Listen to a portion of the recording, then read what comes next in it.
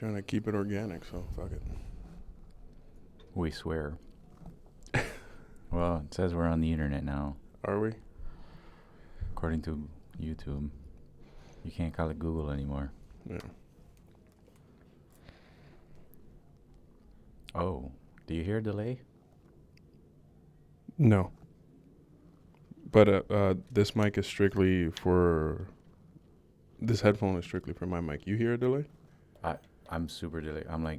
It's like a 10-second delay coming through my headphones right now. But you're plugged into what? I have no idea. I'm right in the computer. I'm sure we'll get feedback. And they'll let us know. Hopefully.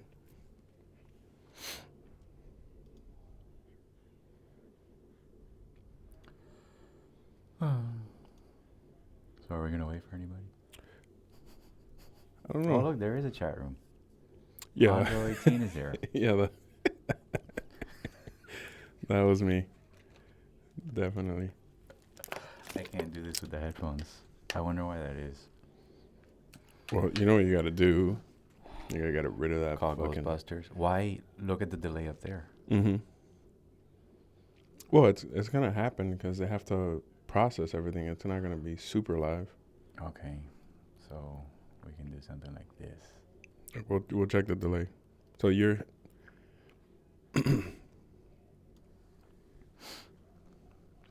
Now I feel better. Okay. Oh, that's not going to work. Because what's coming out of this stream, Mm-hmm. it's just the nature of the technology. I get it. Yeah. The hell was that? That may have been my email.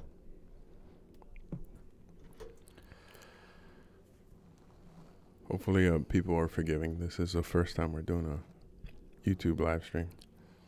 So until somebody shows up on the chat, we're not going to do a show. It's going to be a bunch of fucking dead air. So in your cans right now, you're not getting... I mean, you're getting what's happening right now in the room. It's not feeding off of this.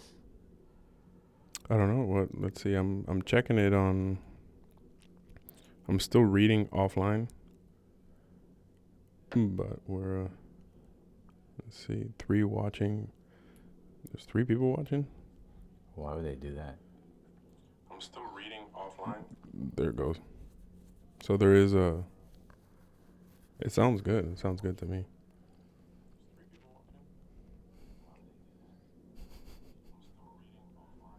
Yeah, it's about a 10-second, maybe less than 10-second delay. It's under 10 seconds. Yeah. So fuck it. We got 4 people. Oh, I just grew 25%. Yeah. There's 4 people. Our ratings are off the charts. Awesome. No, we'll start charging a monthly rate. Yeah, I say we just start. We'll go ahead. We got enough Well, I would material love here. to, but GarageBand crashed on me. Okay. Stand by, folks. Or don't, whatever. Yeah. It's going to be very slow for the next few seconds, maybe. I mean, Is this working now?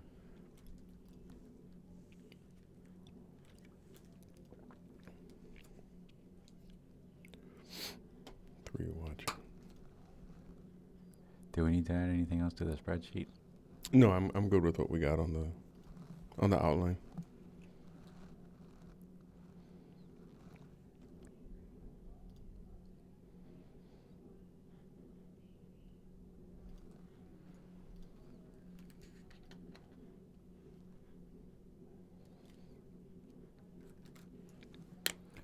I'm just freaking out, man. I feel like I'm in a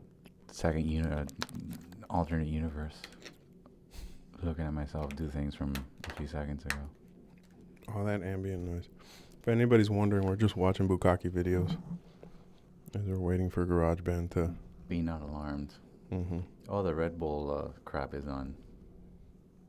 With the monoplanes.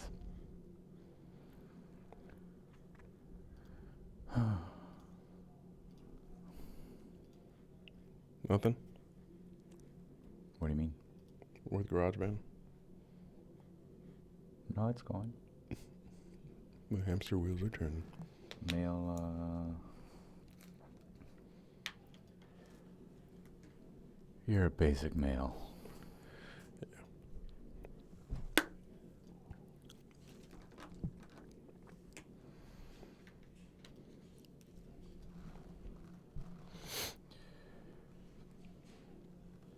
I wonder if I could mute this. Mute what? Oh, I can. Oh, thank God. That'll help a lot. That was your delay? I think so. Can you hear yourself better? I can't hear myself. It's feeding off of the something. I don't know what that is, though. Okay. We'll upgrade you to a Yeti. Ready? No. Audio output has to be that. Are you sure? And audio input has to be that.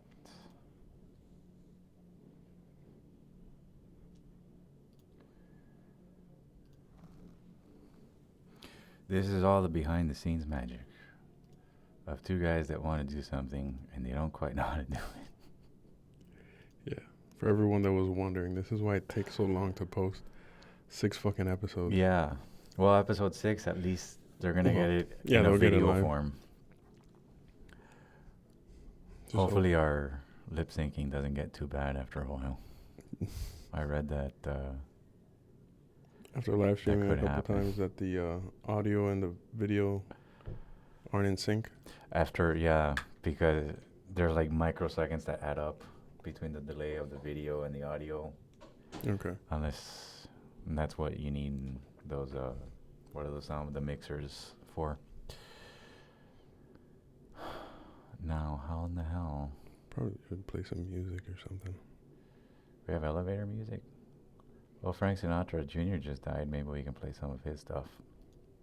He won't mind if we rip him off.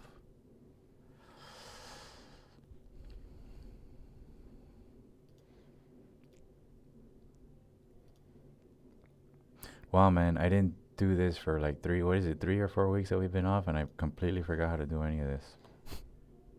This is a terrible first show. First live show. First. This is a terrible first It can't be show any number worse 6. than Lady Gaga's shows. So. Not that I'm bashing Lady Gaga, just saying. Can't be any worse than that. Can't it? Okay, now I remember. So you're gonna be... See, I wish it would rename.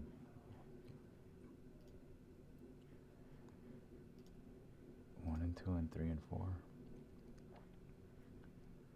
Okay, let's run a test here. Okay. We're recording. Nope, not both of them are. You know why? Testing? Did you Nope. get me? Stop. No. Delete. Everybody start over.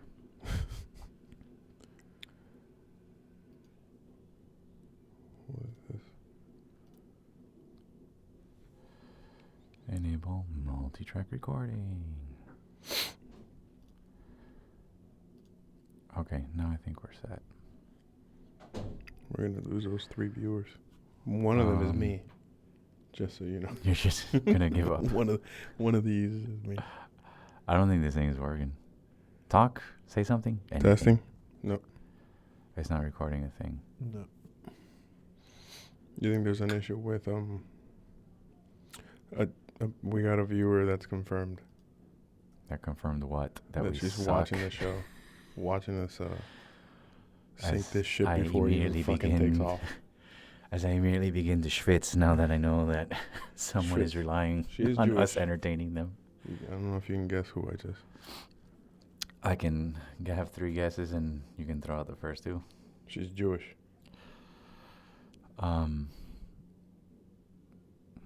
She's Man. listed as the Jew on my phone book. Mic check. Talk on yours? Testing. It's coming out on the same channel. Apparently Barack Obama's also watching, so we're gonna fail. Stereo 3-4. So can I go? God damn it. Stereo 5-6. Does that do anything? Talk again? You know, I should. Testing. It's coming out on the same channel. Let me ask her if we sound good. Yeah. Hey Jenny, does the audio sound good? Let's see. We'll see the instant feedback. Say something. Sent it at 4:41. Let's see.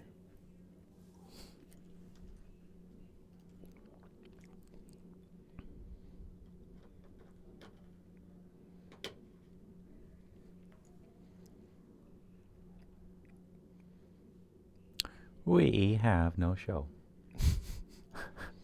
So are we strictly YouTube Live right now? It's not.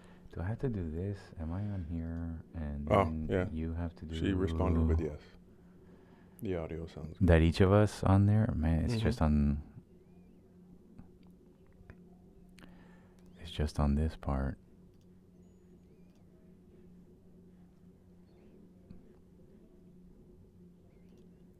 For some reason, my Spotify's acting up. You did something to the mic. My headphones, Your headphones are off?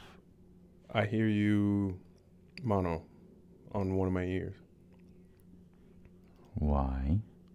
I guess so I can get feedback, I guess. I mean, I can hear you on my headphones now. I didn't hear you on the headphones before. Oh, you're saying it was an improvement?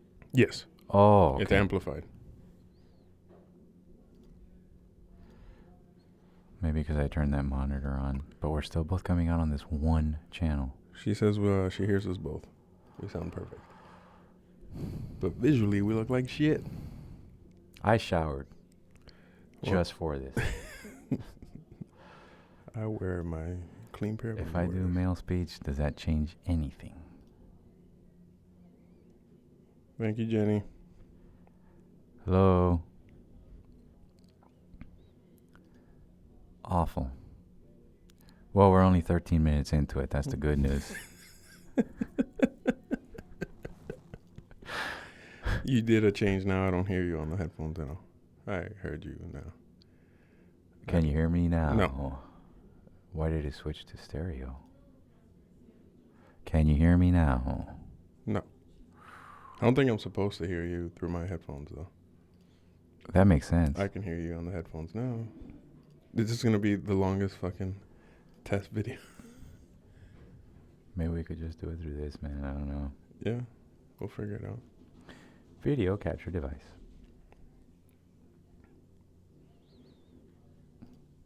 Maybe it is because there's this audio. This other thing is controlling the audio. All right, we'll figure it out. We're at least going to be on YouTube. I can live with that. That's not a knife. Start using the YouTube All right. chat. Stop. At least I get instant feedback on the Yeah, YouTube chat, well, not the text messages. Exactly.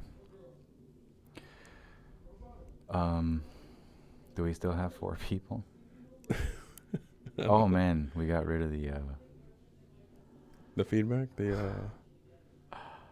Oh, it's only on one dashboard that it works. God Almighty.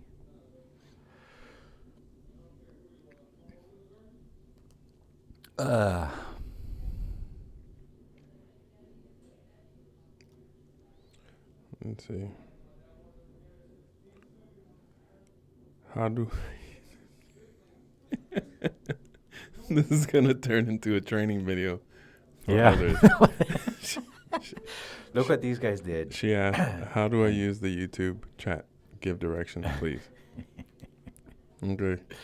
If you're watching on your phone, Does it work that way? there should be, yeah. Let me see if I can show it on the camera. It's back down to one person watching. So, let's see if the camera shows it. You would have to give me the live feed because I'm looking at the delay right now. Oh, sorry. Yeah, thank you. So, I don't know if that camera's gonna see it. Oh, it's too bright. This Well, is right the- at the bottom, This is the worst show ever. at least made. on an Android, right at the bottom it says live It- chat. You click on that, Well, I'm and obviously slide not it up, easy, so. and you can type and chat all you want. On the computer, I would assume it's the same thing. Yeah.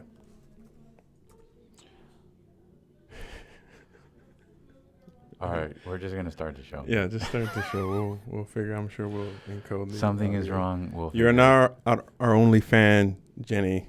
We'll figure out how to fix it. Jesus. Maybe you With should fix that. Start Jesus. telling your friends to watch. No, start the show.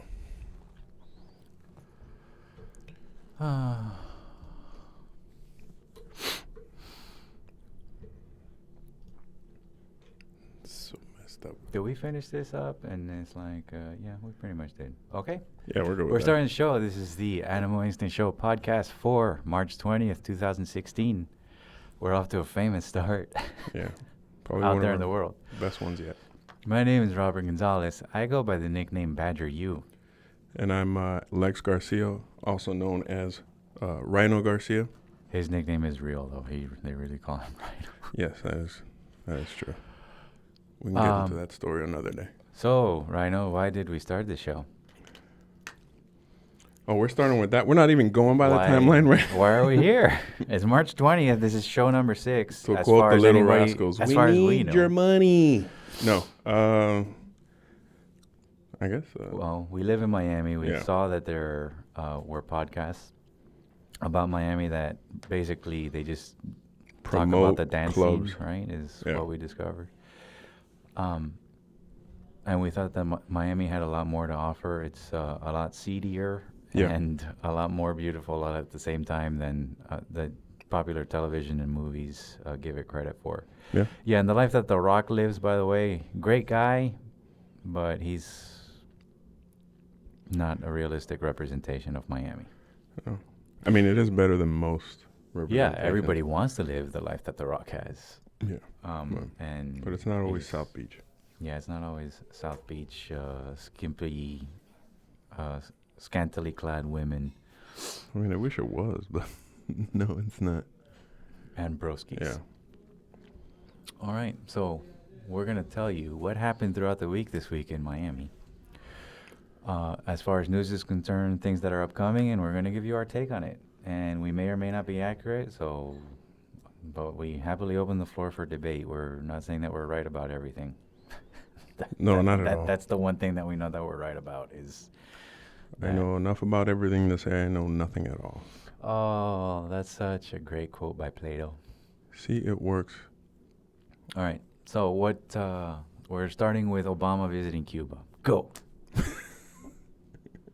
I spelled awesome wrong on the live chat because you caught me off guard. Obama visiting Cuba, in a nutshell. It's not so important to me, but I feel that it should be important to me as a Cuban American. But I really don't care. It's great that he's going. I think the last one was what, Reagan? Or before The that? last last well, the one last was sitting over. president Yeah. to visit was Calvin Coolidge. Yeah. I think in So over 1923. 50 years or something? It's been almost 100 years. 1923. Jeez, really? It's been 93 years. Fuck. Well, yeah. I don't think it really affects us that much. It's just, I think it affects more of the Cubans in Miami than anything else. And it's more of the conversations that happen at Versailles that it affects.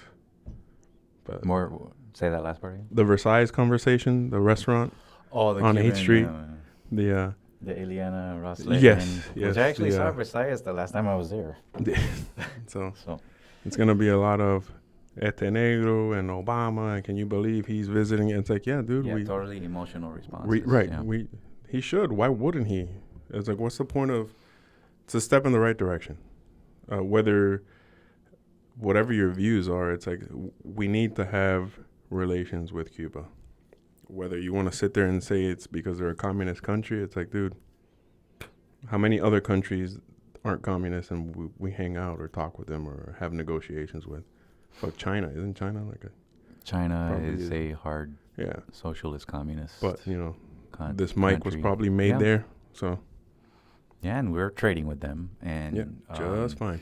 the examples that I was reading in researching the story is that, in Vietnam, look, there were, 58,000 Americans that died over there, Mm-hmm. and we still have relations with them. Yeah. I don't understand the fanaticism behind the Cuba deal. I don't know if it was more of a response that since this guy Castro decided to align himself with Nikita Khrushchev over there in the USSR at the time, that it was our Cold War response to everything. It hasn't worked. By anybody's standard, even by the standards of these Republican representatives, or whether they're Democratic themselves, that are from the region. It's basically a principle that only the people here believe in. Yeah. Yeah. Thanks, Okay. David. Yeah. Thanks for the input, Dave. So, yeah, Obama going to Cuba. It as long as it means that we're gonna get cruise lines to Cuba, I'm okay. That's fine, man. I think we should visit. There's a guy, a representative. He might be a senator. I honestly forget. Jeff Flake from Arizona. Practically the day that he arrived. I'm basing off of a Reason magazine article that I read, also researching this. Basically, the day he got to Congress, he said his first legislation that he backed was opening travel restrictions to Cuba. Yeah. And it took him a number of years. It took him like 5 or 6 years to finally get it passed. And it finally became a reality. Now with Obama's legislation. Listen, man, the thing about this is that capitalism is going to be present in Cuba. Yeah. And it's not a bad thing at all. I don't know why everybody stresses that there's going to be Starbucks and McDonald's everywhere. Hell, there was a McDonald's in Guantanamo when we were there. So yeah. Yeah, why not? I mean, yeah, it's not going to be a full-fledged McDonald's, but it was there. So why not? Why not have capitalism there? I know that. I don't know, because capitalism fixes everything. It's much better than democracy. Yeah. But I know that those are not two equivalent systems, but democracy is almost the anti-capitalism. It's like, well, most people want us to do things in this particular way, and it's like, well, that's not capitalism. Is everybody gets to do whatever they think is best for themselves. Yeah. And if anybody else wants to partner up with them, then that'll work. Yeah. This same senator that I mentioned, Jeff Flake, he met a Polish leader once upon a time. I don't remember. He was a popular Polish leader. It was a guy that was in power during the 90s. And this Polish leader, before I get into that brief history, is that the idea that I have of Poland growing up, because I'm Hispanic and I grew up in, America, the whole Polish joke thing, these people are actually freedom fighters throughout their history, especially over the last 50 years. Communism has completely devastated that region for a while, especially post Nazi Germany, and then the communism that bridged from the USSR after World War II. So these people have basically been fighting for freedom, for their liberties ever since then. So this one leader finally came up, and in Poland he goes, you have a socialist country 90 miles from your shores. Why is it that you're not allowing people to view what is going on over there? Your own citizens. It's like, why aren't Americans going to Cuba so they can see for themselves what is happening? Right. And the popular notion that we get, especially that I got from relatives and growing up in this community in Miami, is, Castro is getting all the money. I'm like, really? Every dollar that goes into Cuba is going to Castro? Well, yeah, he gets it, and then he disperses it as he wants. His family. And, yeah. Right, his sons, but not the daughter. Oh, look, the door's opening. What's happening? What do we got? Oh, speaking of Cuba, all right, stand we're by. Getting Cuban coffee. No, come on in. Listen, this is a terrible first episode. You're not ruining anything. We can only go up from here. Say hi, Paddy. That's our show's producer. Yeah, she produces coffee. I don't own or claim any of that. All right. Thank you, dear. Salud. Mm-hmm. Oh man, God damn, that's a diabetic That- special. I love it.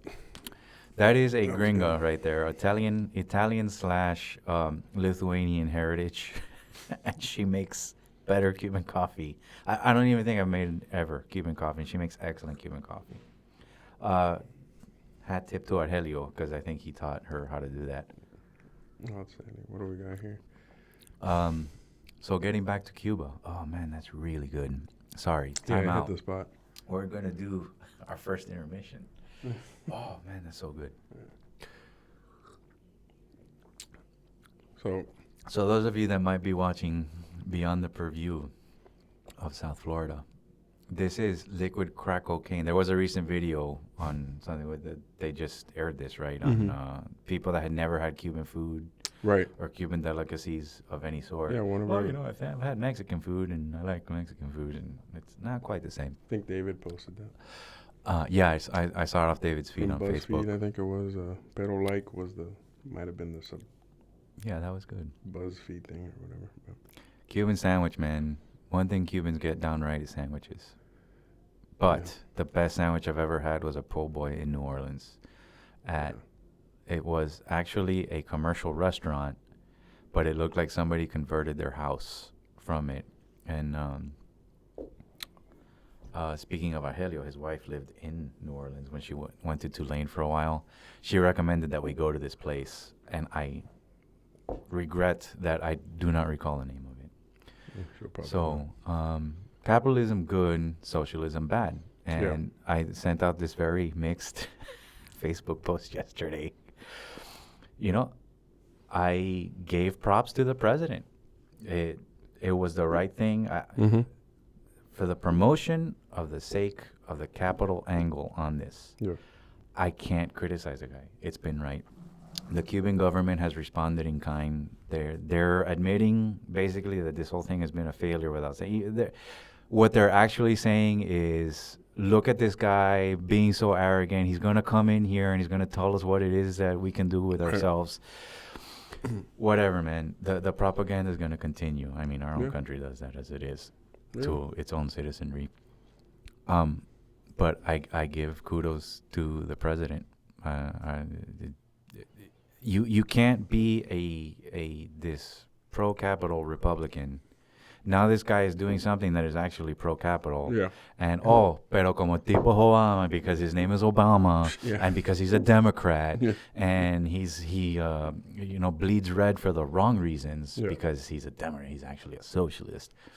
Well, why is it that the socialist is the one that signed the legislation? Why is why is the socialist the one that's freeing up the ability for people to freely go to Cuba? He's They're already doing it anyways. That's the other thing. People are already taking merchandise over there. They're traveling over there. And why not just make some money off of it too? You know, open up those borders so we can, all right, dude, you guys want to trade with them? Fine. You're doing it via Dominican Republic or Mexico, however you're taking it around to. Screw it. Why not us make money off of it? I don't know. So There's not the logic. I mean, I don't know every aspect of every detail of this provision that the president signed, or how the Cuban government is reacting, to the minutia of it. But man, the same article about Reason that I mentioned earlier, and that I cited in my Facebook post, showed that private restaurant servers are making $40 to $60 a day now, with tips, wages, and whatnot. this is what, in Cuba? In Cuba. Okay. In Cuba. Since the start of the year, since whatever it was, late January, early February, that this thing happened. So they're making what a doctor makes in Cuba. A month. Is that in a month? In a month. A doctor in Cuba on average makes, especially working for the government, because they all work for the government, it's $40 a month. So that one I didn't know. The average government worker, using the same source, the average government worker in Cuba makes $20 to $25 a month. So why is it that we are so mad about? I mean, capitalism is the tide that floats the boat of liberty. Everybody profits for moves like this, and Yeah. why it is that you want it, because a guy, you're holding a grudge against a particular individual that Yeah. is not even supposed to be the president because he was born in Kenya. Yeah. Hey, whatever, man. This Kenyan is doing pretty good in his swan song era of his presidency. I got nothing against the guy. Anything else you want to add? Well, going back a little bit, the ones that I've seen have been more outspoken about this, other than the ones that don't know crap, like just strictly Yeah. following the tides or whatever, are Obama un fidelito. yeah, yeah. It's like, all right, like- dude, whatever. What have you done for that country? You just left, so whatever. And you go back and you pawn gold chains and you swear that you got a ton of money when you go over there, and you give everybody this false American dream, which I blame them for why so many come. Anyways, the ones I've seen that have been more outspoken about it have been what they call the mullahs or the mulos, the guys that are constantly taking goods to Cuba, and they charge Cuban Americans or Cubans that live here a ridiculous amount of money to transport said goods to their relatives. Like, I want to send a microwave to my mother or something, or I And they want have to to take smuggle money. It's not really smuggling. I think there's a certain amount that they can take, which is like, let's say you visit Cuba right now, I think it's 40 pounds or 60 pounds. There's people that make businesses off of just getting guys like you or me to travel with certain goods, and they're not going as tourists. So that, those 60 pounds or whatever, I'm taking shoes, socks, whatever. Gotcha. And they charge whoever's. If I say, hey, Rob, can you take this to my mom or my grandmother in Matanza, Cuba or something? Well, how much are you sending? Oh, I'm sending 40 pounds. Well, this is what they're going to charge me here at the U.S. Or I think the U.S. doesn't charge anything. They charge over there mostly. Plus, this is my fee for doing this for you. And they'll charge a certain rate or something like that. And they make a whole business out of this. And, with how many thousands of Cubans. I think Miami's well over 1 million. We'd have to look that up, a fun fact. But with the majority of them being Cuban or Cuban American, constantly sending stuff to Cuba, there's a big business in that. And the ones that I constantly see bitching about it are those guys, saying that we shouldn't do that. Rather than trying to adapt and say, well, I'll still start a business anyways. It's just now there will be less money that I charge on top of it, less invento, which is the term they like to use. Just adapt with it, man. The ones that always cry are the ones that, they're sitting on their cardboard throne fucking being angry about it. But I think it's good, man. Yeah. My parents haven't visited Cuba since they came here because of the whole Castro regime, and they've always said they're not going to go until changes happen. And hopefully I would love to take them one day. Hopefully everything starts getting better. And I would love to visit it. I mean, I know there's one of the big battles is, what happens to the people that had their property ripped off, and that's something. It's just going to take time. That's one of I have a godfather who always talked about it's a restaurant that they owned in Cuba. It wasn't a Rinconcito Latino. It was a Rincon Criollo or something like that. It was a big, well-known restaurant. They own one in New York. And I remember growing up listening to him always saying that they still have the original property when it was taken over. But it's one of those things where it's like, well, what's going to happen with the existing guy who's running it now?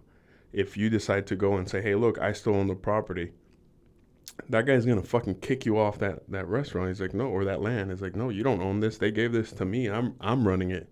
Screw your piece of paper. That was with the old regime. How is that? That was during Batista. How the hell is that going to work? I know I wouldn't. I know if it was, I tell him, I had told my godfather, I said, well, if you put yourself, in that guy's place, what would you do? And he goes, I don't know. And I was like, yeah, it's that. If somebody did that to this house and said, well, we're now in a socialist government, or I'm going to take your house, you're going to fight them anymore. Yeah, you're going to say, no, fuck off. This isn't yours. I paid for it. This is mine. And who cares if you're coming in now? It's ridiculous to think that you're going to go in with your own slips and say, yeah, where's my old 55 Chevy? Where's it? I got my paperwork for it. Bring it back. And it's going to be interesting. I don't know what international law may speak to about that, but that's why personal property, chain of title is so important. Mm-hmm. It is the crux of every orderly civilization is being able to say, this is mine, and proving it. Yeah. What do we got next? I think we dragged that one on. Well, I think that was worth dragging on. Yeah, that was a good one. So something just as an after effect, that the dollar exchange fees that Cuba charges to exchange American dollars to Cuban dollars. You have whatever your regular exchange rate is, and the Cuban government adds a 10% levy to that. Yep. So they're thinking of removing that. Mail is going to be going back to Cuba directly. You can mail something from this house to a house in Cuba without any special tariffs or any special method. All Get ready for AdamandEve.com getting sent to Cuba. all this envíos a Cuba, they're going away, or they will be greatly I'm all diminished. for that. Hell yeah. You're going to be able to do it through the U.S. Post Office. Yeah. It's going to be cheaper. They'll probably still exist. Just make it a little easier for people. They'll have to compete with whatever the post office rates are. Now, what's going to be terrible is that they're going to do it as more efficiently than the post office. Oh, well, yeah. And the post office is going to have, or it may already be on the books, the old story with the post office. Lysander Spooner, one of the great men one of the great libertarians that ever lived in this country. He was an attorney by trade. And he saw that the post office was this mumbling, bumbling, stumbling entity during his time. So he decided to prove that he could more efficiently create a method to deliver mail throughout his neighborhood, his community, his state, whatever. And he did it. And the government responded by making it illegal for anybody but the U.S. government to deliver first-class mail. So that's why the highest Classic rate of US mail, government.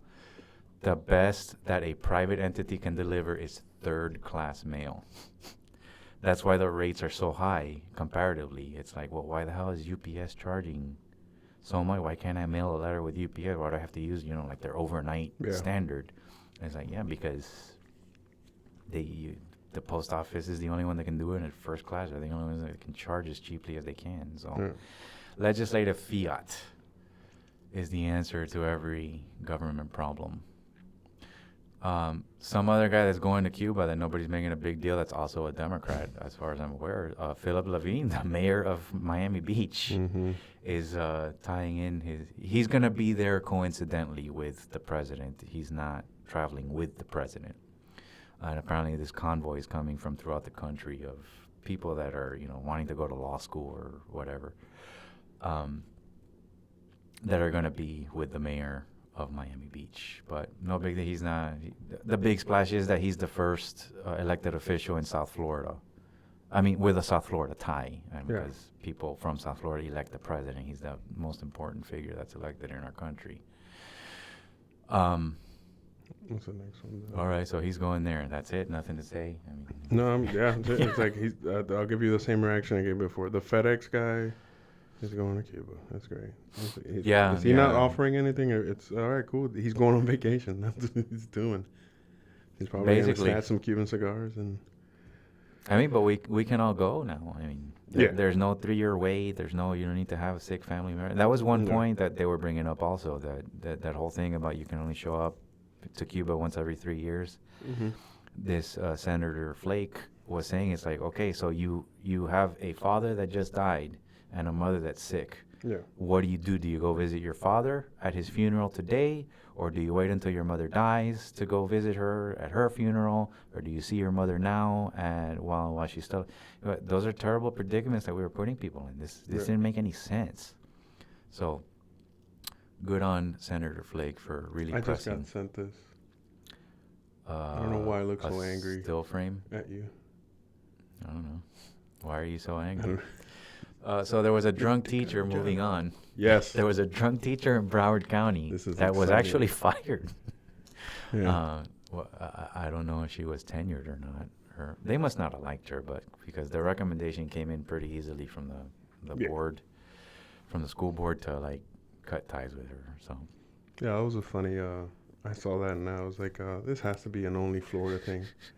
Like whenever you're riding through the turnpike or something and you're hearing news radio I maintain that the Florida is not the only place in America that has idiots living in it. I'm sorry. There's 300 and what 47 million Americans, including the babies. Yeah. And yes, babies are dumb. Okay, I'm Yeah, sorry. by default. I have to stop saying. I'm not sorry. I'm saying it with intent. It's Yeah, drunk teacher. it's not just It was Florida, great. but drunk teacher got fired. And I'm always criticizing when government is slow to act. Now I honestly don't. I don't think the story offers what the gap of time was between the time that she showed up drunk. Mhm. Probably passed out on her desk. A lot of funny images are in my mind about this. Damn, why didn't she use a sick Um, day? Huh? Why didn't she use a sick day? Yeah, it's not like they were gonna fire Or her. She didn't do- show up for work. I don't know if you noticed this, but for the majority of teachers that are hungover, at least me, I noticed. I was very observant growing up. Whenever a teacher would come to work hungover, because this isn't new. No. That would be the PA guy would come in with his projector or the TV with the VCR, and we would like watch Glory or something. Some movie would come up. It was usually some AV cart would come in, and that's it. And the Yeah. moment that came in, you knew, okay, this teacher's either hungover, because if it wasn't planned ahead of time, it's just all of a sudden, hey, this is we're gonna watch a movie today. It's like, Mr. A got drunk last night. I see. All Okay. right, cool. Yeah, I wouldn't have picked up on that. So, Just you know. like there wasn't even a substitute teacher. It's just like we No. expect you kids. We're using the honor system for all you rotten children that we don't want to deal with you any more than your parents want Yeah. to deal with you. We trust that you will be here for the length of this movie until the bell rings, whichever comes first. All that meant for me was I'm gonna get some good shut eye right now. I usually had a hoodie, or you did the old book up trick, and that's it. You knock out. So. Yeah, So what's I guess the moral of the story is, yay, government. you did something about something that was. But look at the levels that it has to get to. Yeah. It's like you basically have to endanger the mental aptitude, Yeah. whatever, the safe zone of the students, which is the hot button topic now. It's like, well, you should. These are sensitive minds that we're dealing with, Mhm. and it's inappropriate for you to act like the way that you did. We have to fire you, which is an extraordinary move, considering today's tenure rules that there Yeah. are for all these unions.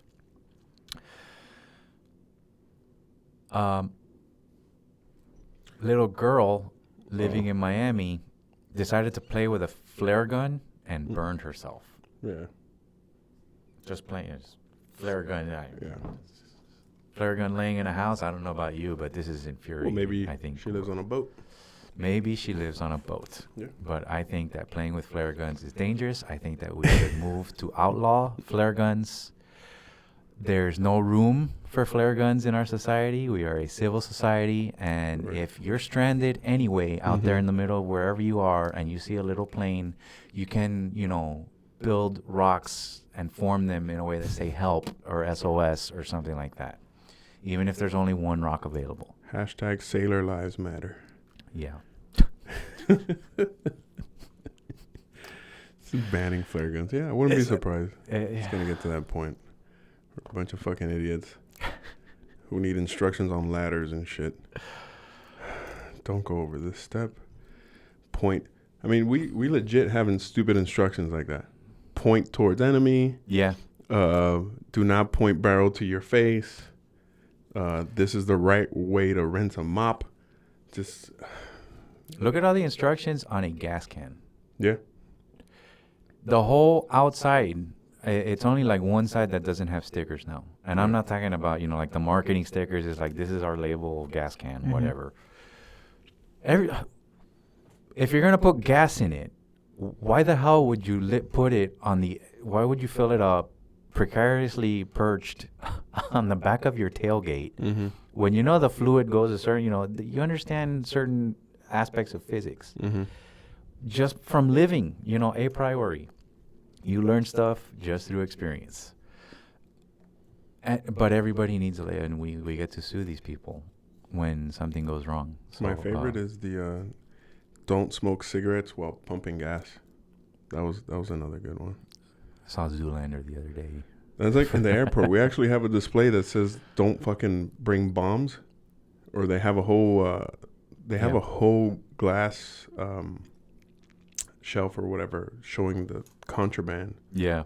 And one of them looked Showing like one of them looked Don't like bring one of these here.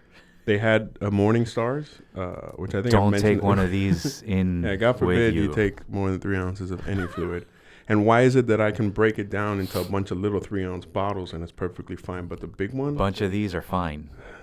It's just a fucking false sense of security, and I worked there. So they had stuff like Morning Stars, which if people don't know what a Morning Star is, it looks like a nunchuck. It's a investment guide. Right? Morningstar, a jeweler on Hollywood Boulevard. No, not at all. Pawn Star, Close. pawn shop. So it looks like a nunchuck with or half of a nunchuck on a chain, and then the other end has an iron or steel ball with a bunch of spikes in it. That's actually there. So that if anything's there, that means somebody actually tried to bring it. Oh, is through. that what that's called? Right. That's a Morning Star. Oh. There was also bombs that resemble the bombs that were in the Super Mario Brothers. The little bombs with the eyes. They look old timey as shit. Balls, fuse, light it up. It take forever to detonate. They had shit like that in there.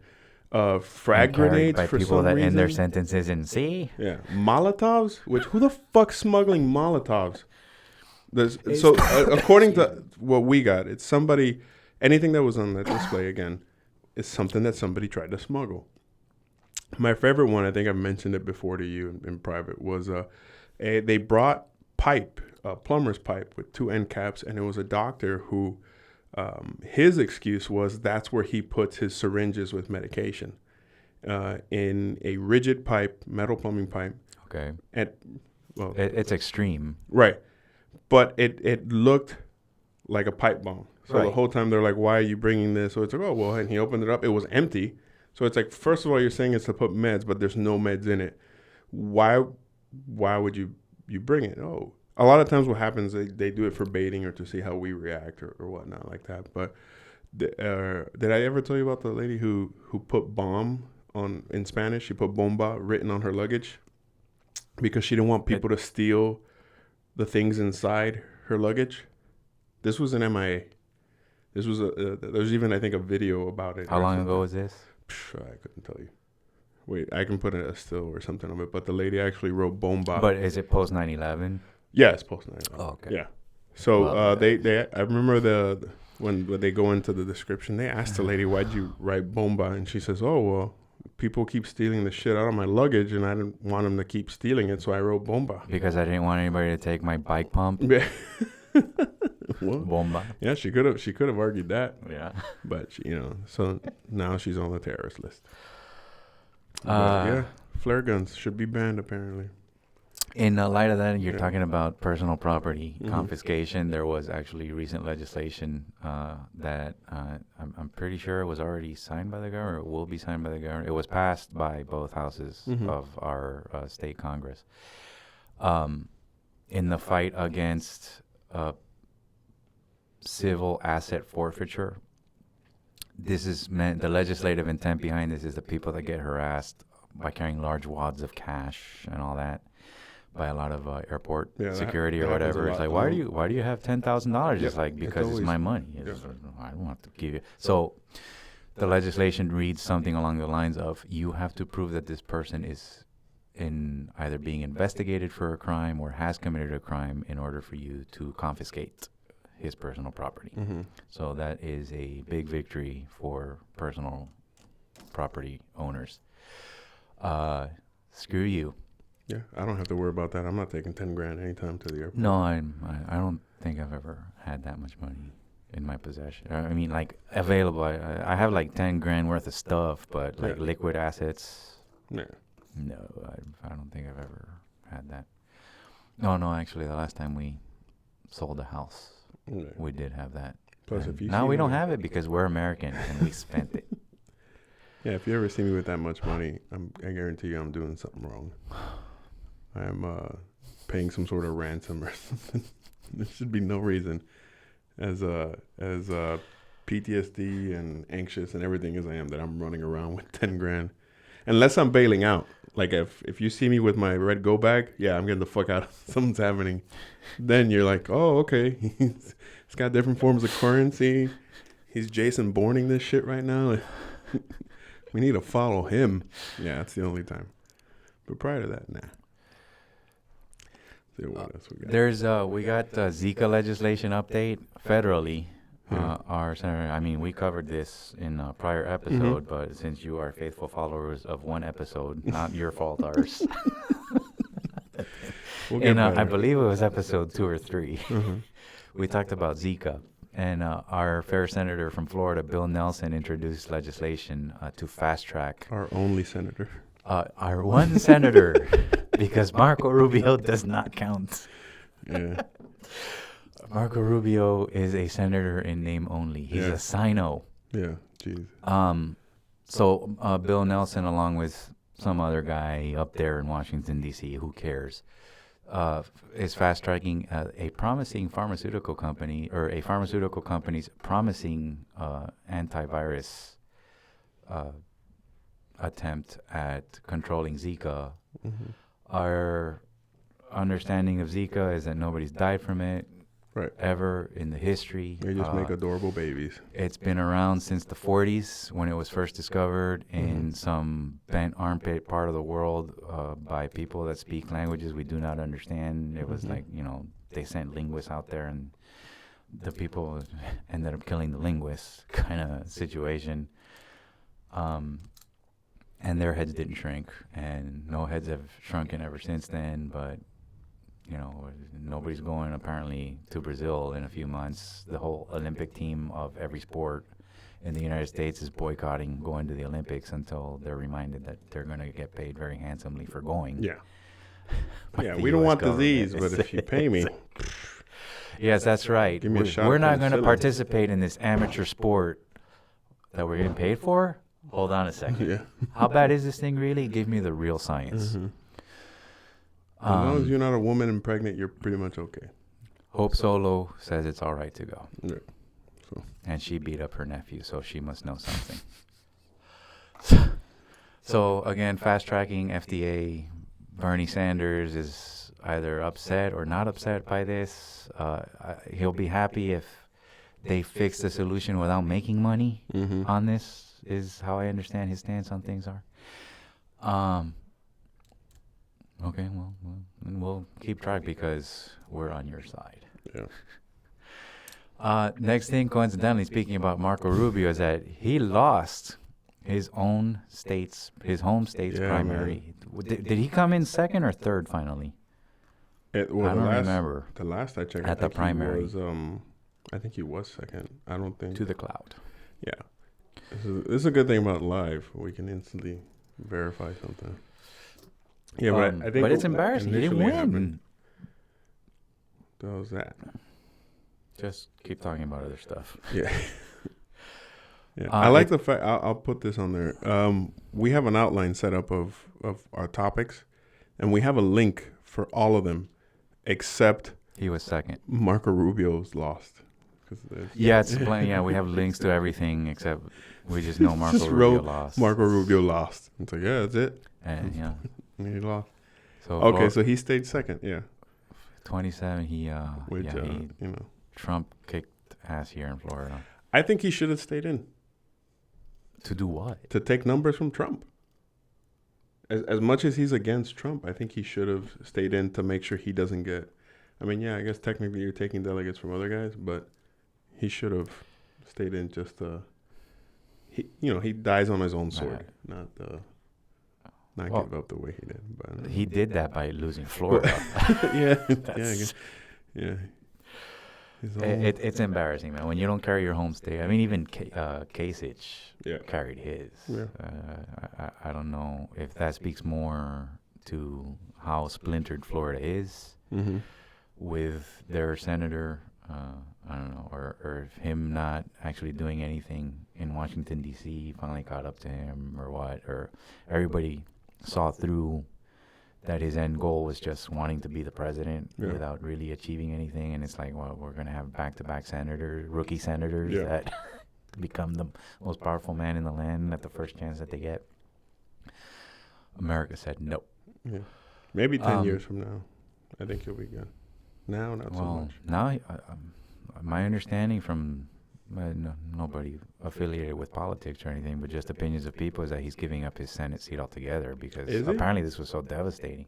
Jeez. Yeah, usually I think my understanding again is that his chair is up Right. this election cycle.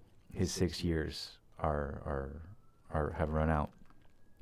And usually when you do this kind of thing, it's like you either run for president Yeah. or you run for whatever office Yeah. you're in, whether you're a governor or whatever seat you currently hold. And now it's too late for him to gain ground, especially after what happened to him. Yeah. I mean, there's no way for him to save face, politically speaking. Yeah. He could do a Donald Trump and just go, I'm going to run anyway. Yeah. So, and as far as yesterday, we were talking about this yesterday at one of our friends' houses, and I'm just going to use the name. Monica asked me, what do you think? Who would you vote for? And I said, well, let's qualify this. I said, you're assuming that I'm going to vote number one. I'm not going to actually vote, but for the purpose of your hypothesis, Yeah.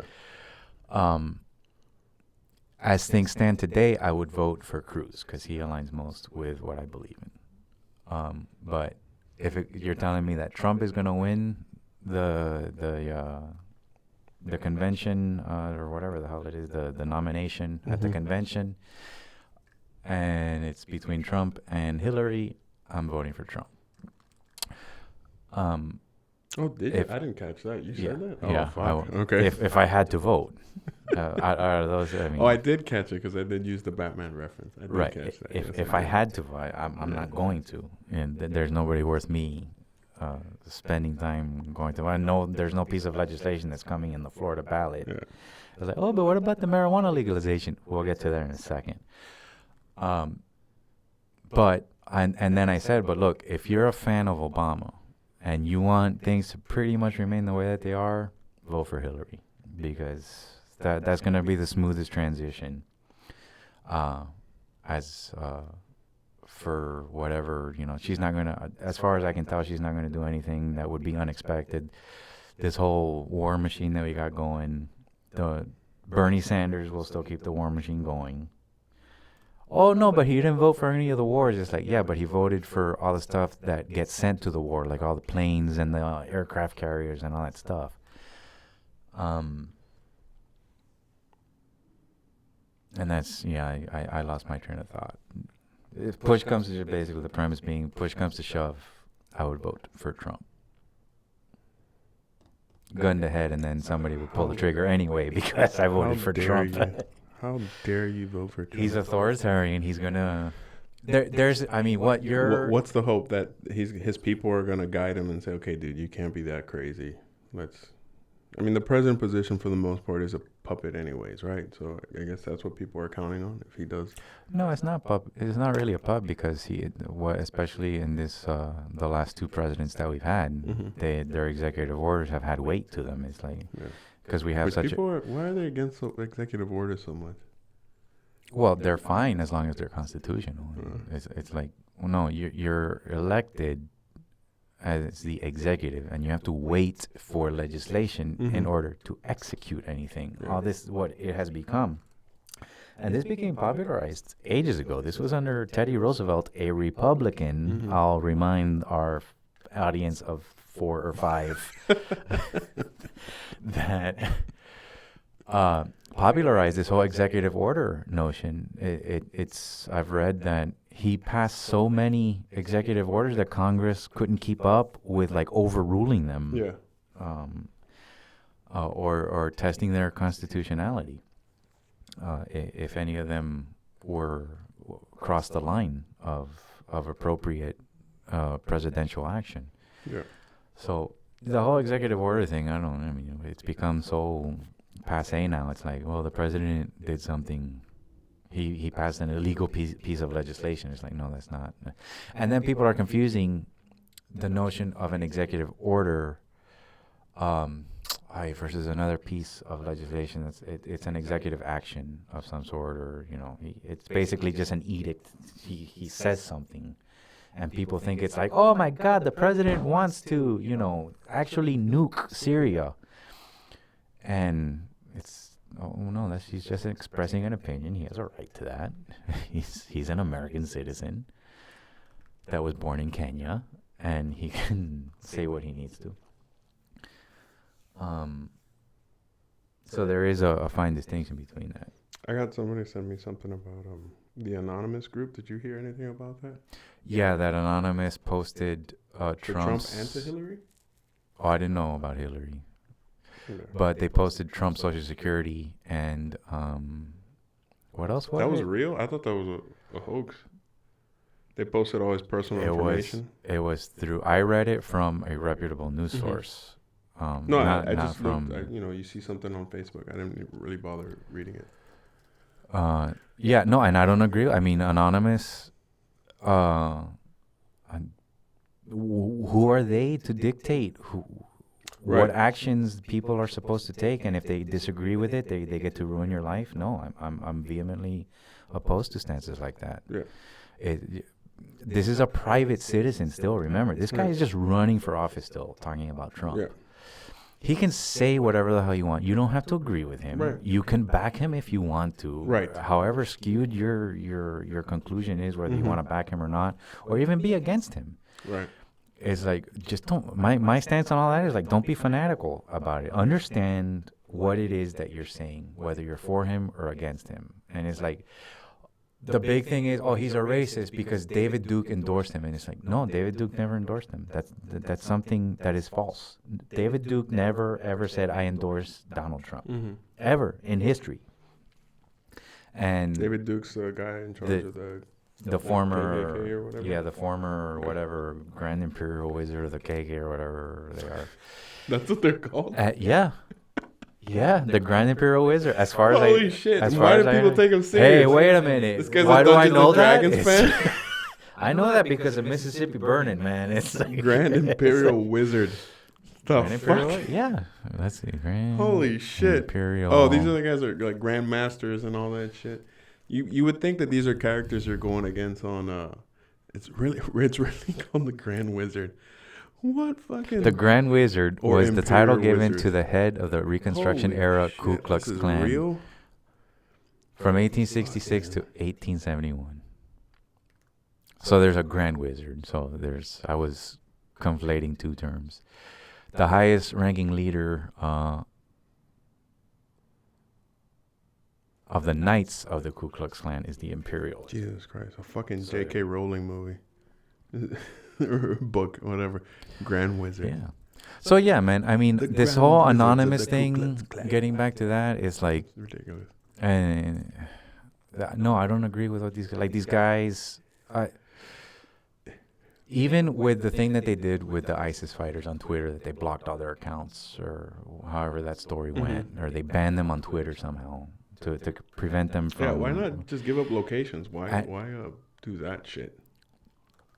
Again, look, Twitter is not your personal property, but you are in a contract with Twitter to use their services. Right. And that's yours for all intent, and they go, look, as long as you don't cross these lines, you can do pretty much whatever you want on Twitter. You can use curse words if you want. You can link to things that aren't terrorist related. You want to put porn on there, knock yourself out. We're not. What they don't want is for you to link like those services that send you to all these porn sale sites or what are the things that are really high traffic generating, and not just for porn, for anything. They don't want you to use most sites, most hosting companies don't want you to feed to high traffic areas across the web because it drains resources.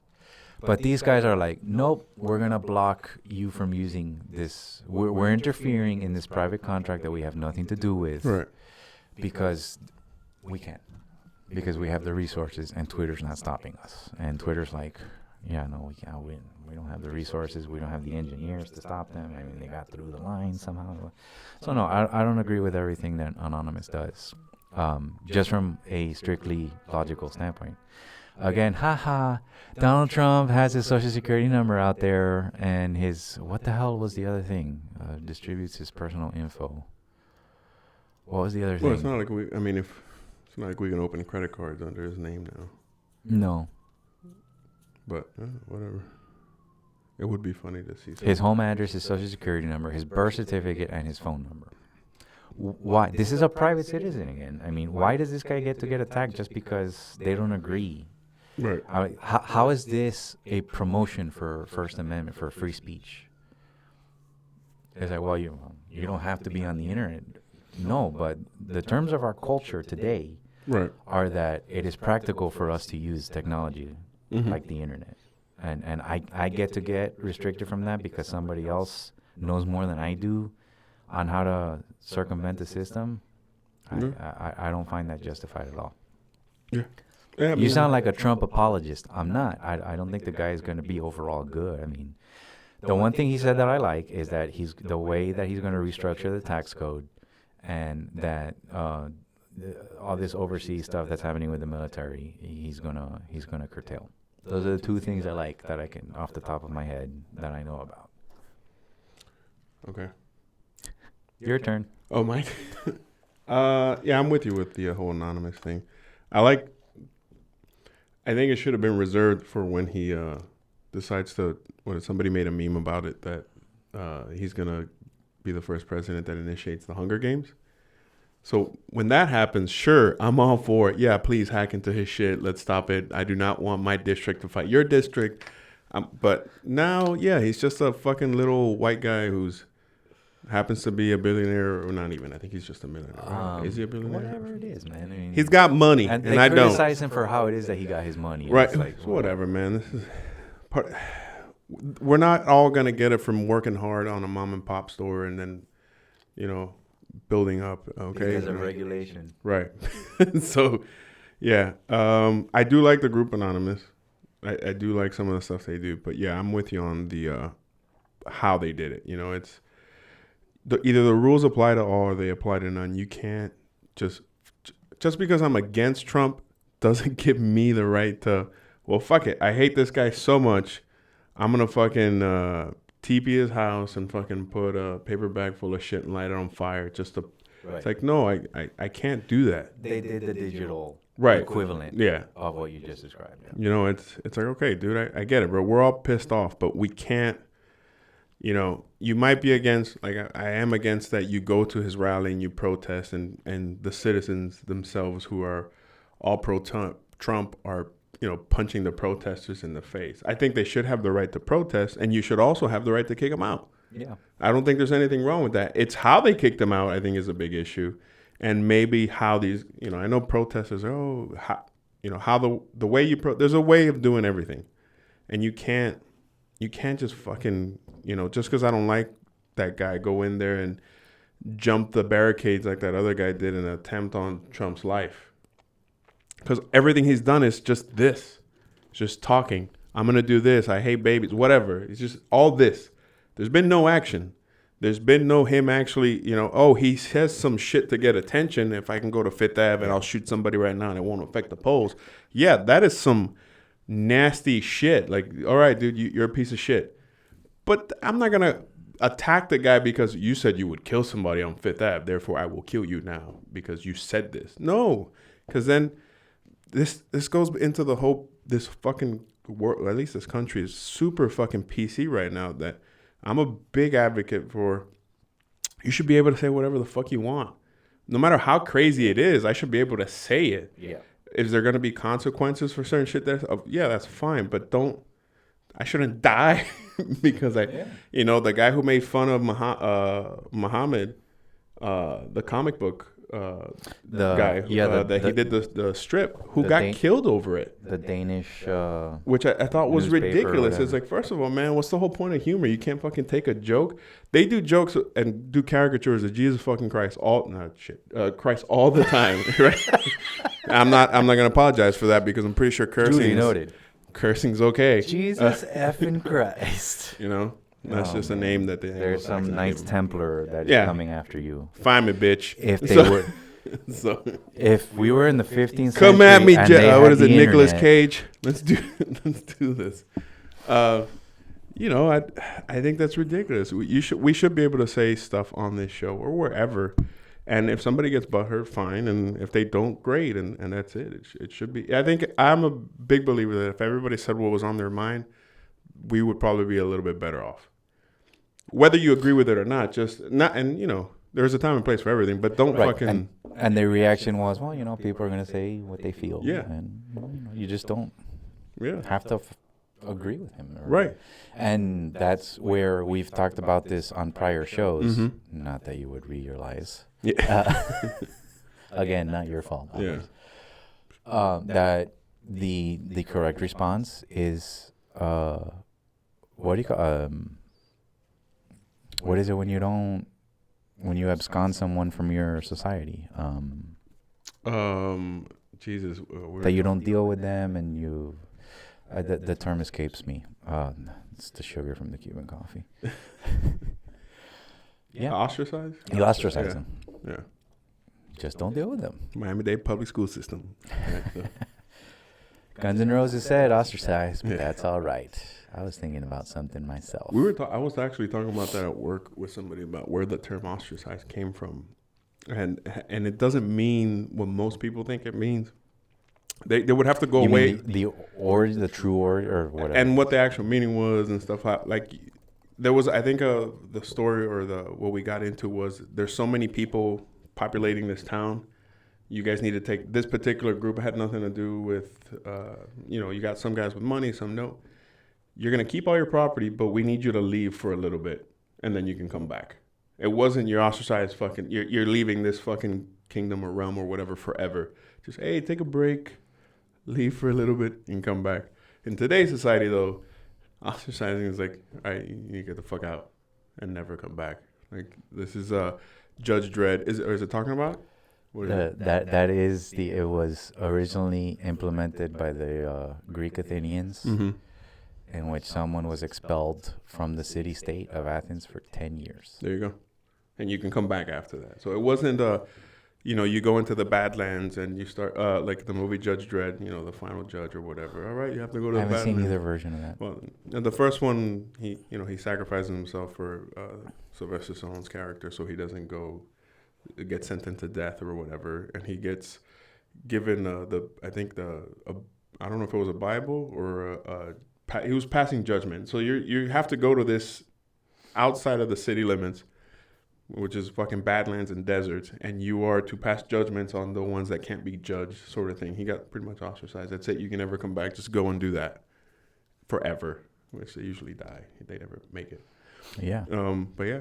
So no, and ostracism has there's a physiological response that humans have to not being around people. It's like we're social creatures, and it's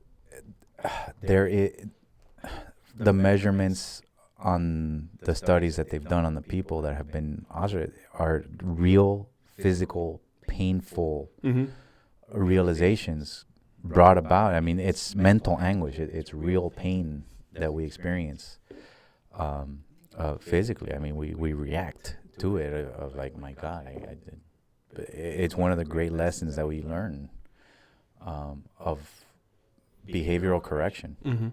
It's like, okay, well, if nobody agrees with what I did, like literally, nobody, I'm outcast from my culture, my society, maybe I need to rethink of how I'm doing things. Right. And it's a totally piece, no guns are being drawn. It's like, look, we're not going to sell you stuff.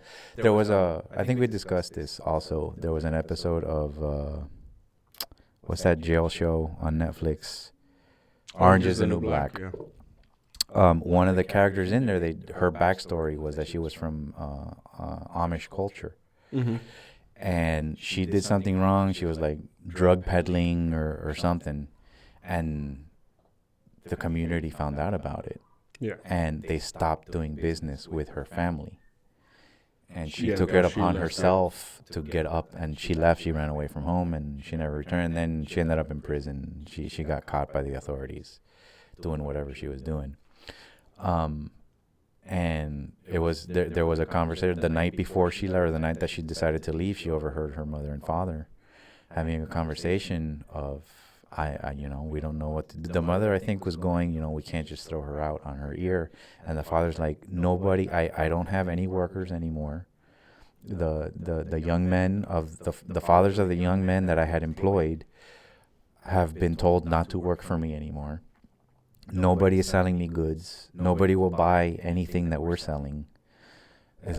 We don't have a choice. Yeah. And so then the daughter, hearing that conversation, just saving face and saving the argument between her parents, sacrificed herself, and up and left. And yeah, apparently she didn't learn from that because she ended up in prison. Mm-hmm. But that's the way to go about it. And no shots are fired.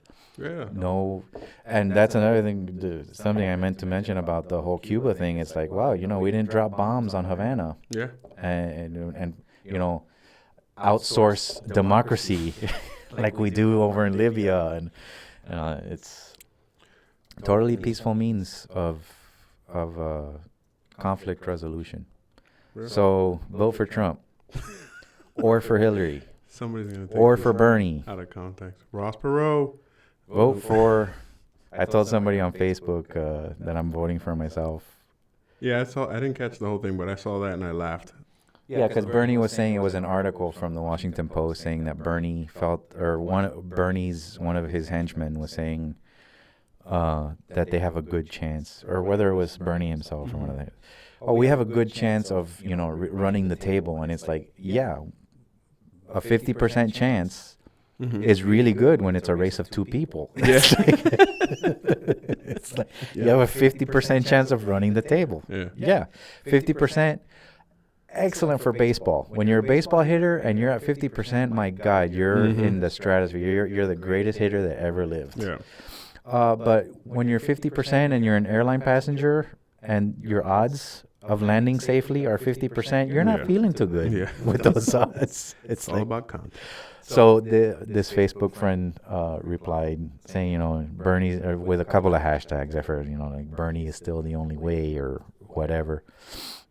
And then I replied, I'm voting for Robert Gonzalez because, he's running on a platform of doing whatever is right by him, but if he fails, it's not going to cost anybody any money. Isn't it crazy that kind of thing? Like, somebody writes Bernie is the only way? That's not exactly what she wrote. I people on my feed have done remiss to so. say. I'm not against Bernie. I'm not really against anybody, but I do find it amazing that you can lose friends over this shit. And it's like I shouldn't lose friends because if I say I'm voting for Kasich or you're voting for whoever you're voting for, and just we have a difference of opinion, that's it. And then people writing shit like anybody who votes for Trump should go to hell, or people writing anybody who votes for Bernie is definitely a communist. And it was like, no, man, you can't just do that. You can't just.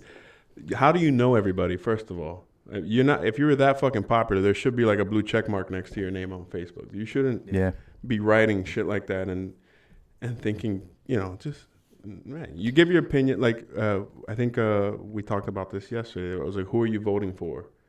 And how that was a big thing. And I think she ended up rewording and saying, well, who would you vote for? I think it was, is that what it got changed to? That in the American culture, they're more, I think Dave Chappelle makes a joke about it. White America is at least more eager to tell you about the different sex positions they had with their wife last night, as opposed to saying who they're planning on voting for, because that's very personal to them. And I'm not going to tell you until after the race happens, and then you see how pissed I am or how happy I am that Trump won or lost or whatever. Yeah, whatever. I mean, but you can take it as personally as you want to, and there are people that are more vocal about it. Yeah, so I'm one of those. What I think you should, regardless of what you conclude, I mean, if your stance is I'm not going to talk to you because you're voting for someone I don't like, if you're voting for Trump, then we're not friends anymore. And it's like, right, that's okay, well, hold on. Yeah. Let me make a defense of my argument of voting for Trump. And then you make a rebuttal. Oh, my rebuttal is always, he's fucking nuts. But I don't hate. I have plenty of friends that are voting for him, and I don't say, fuck you, bro, we're not friends anymore.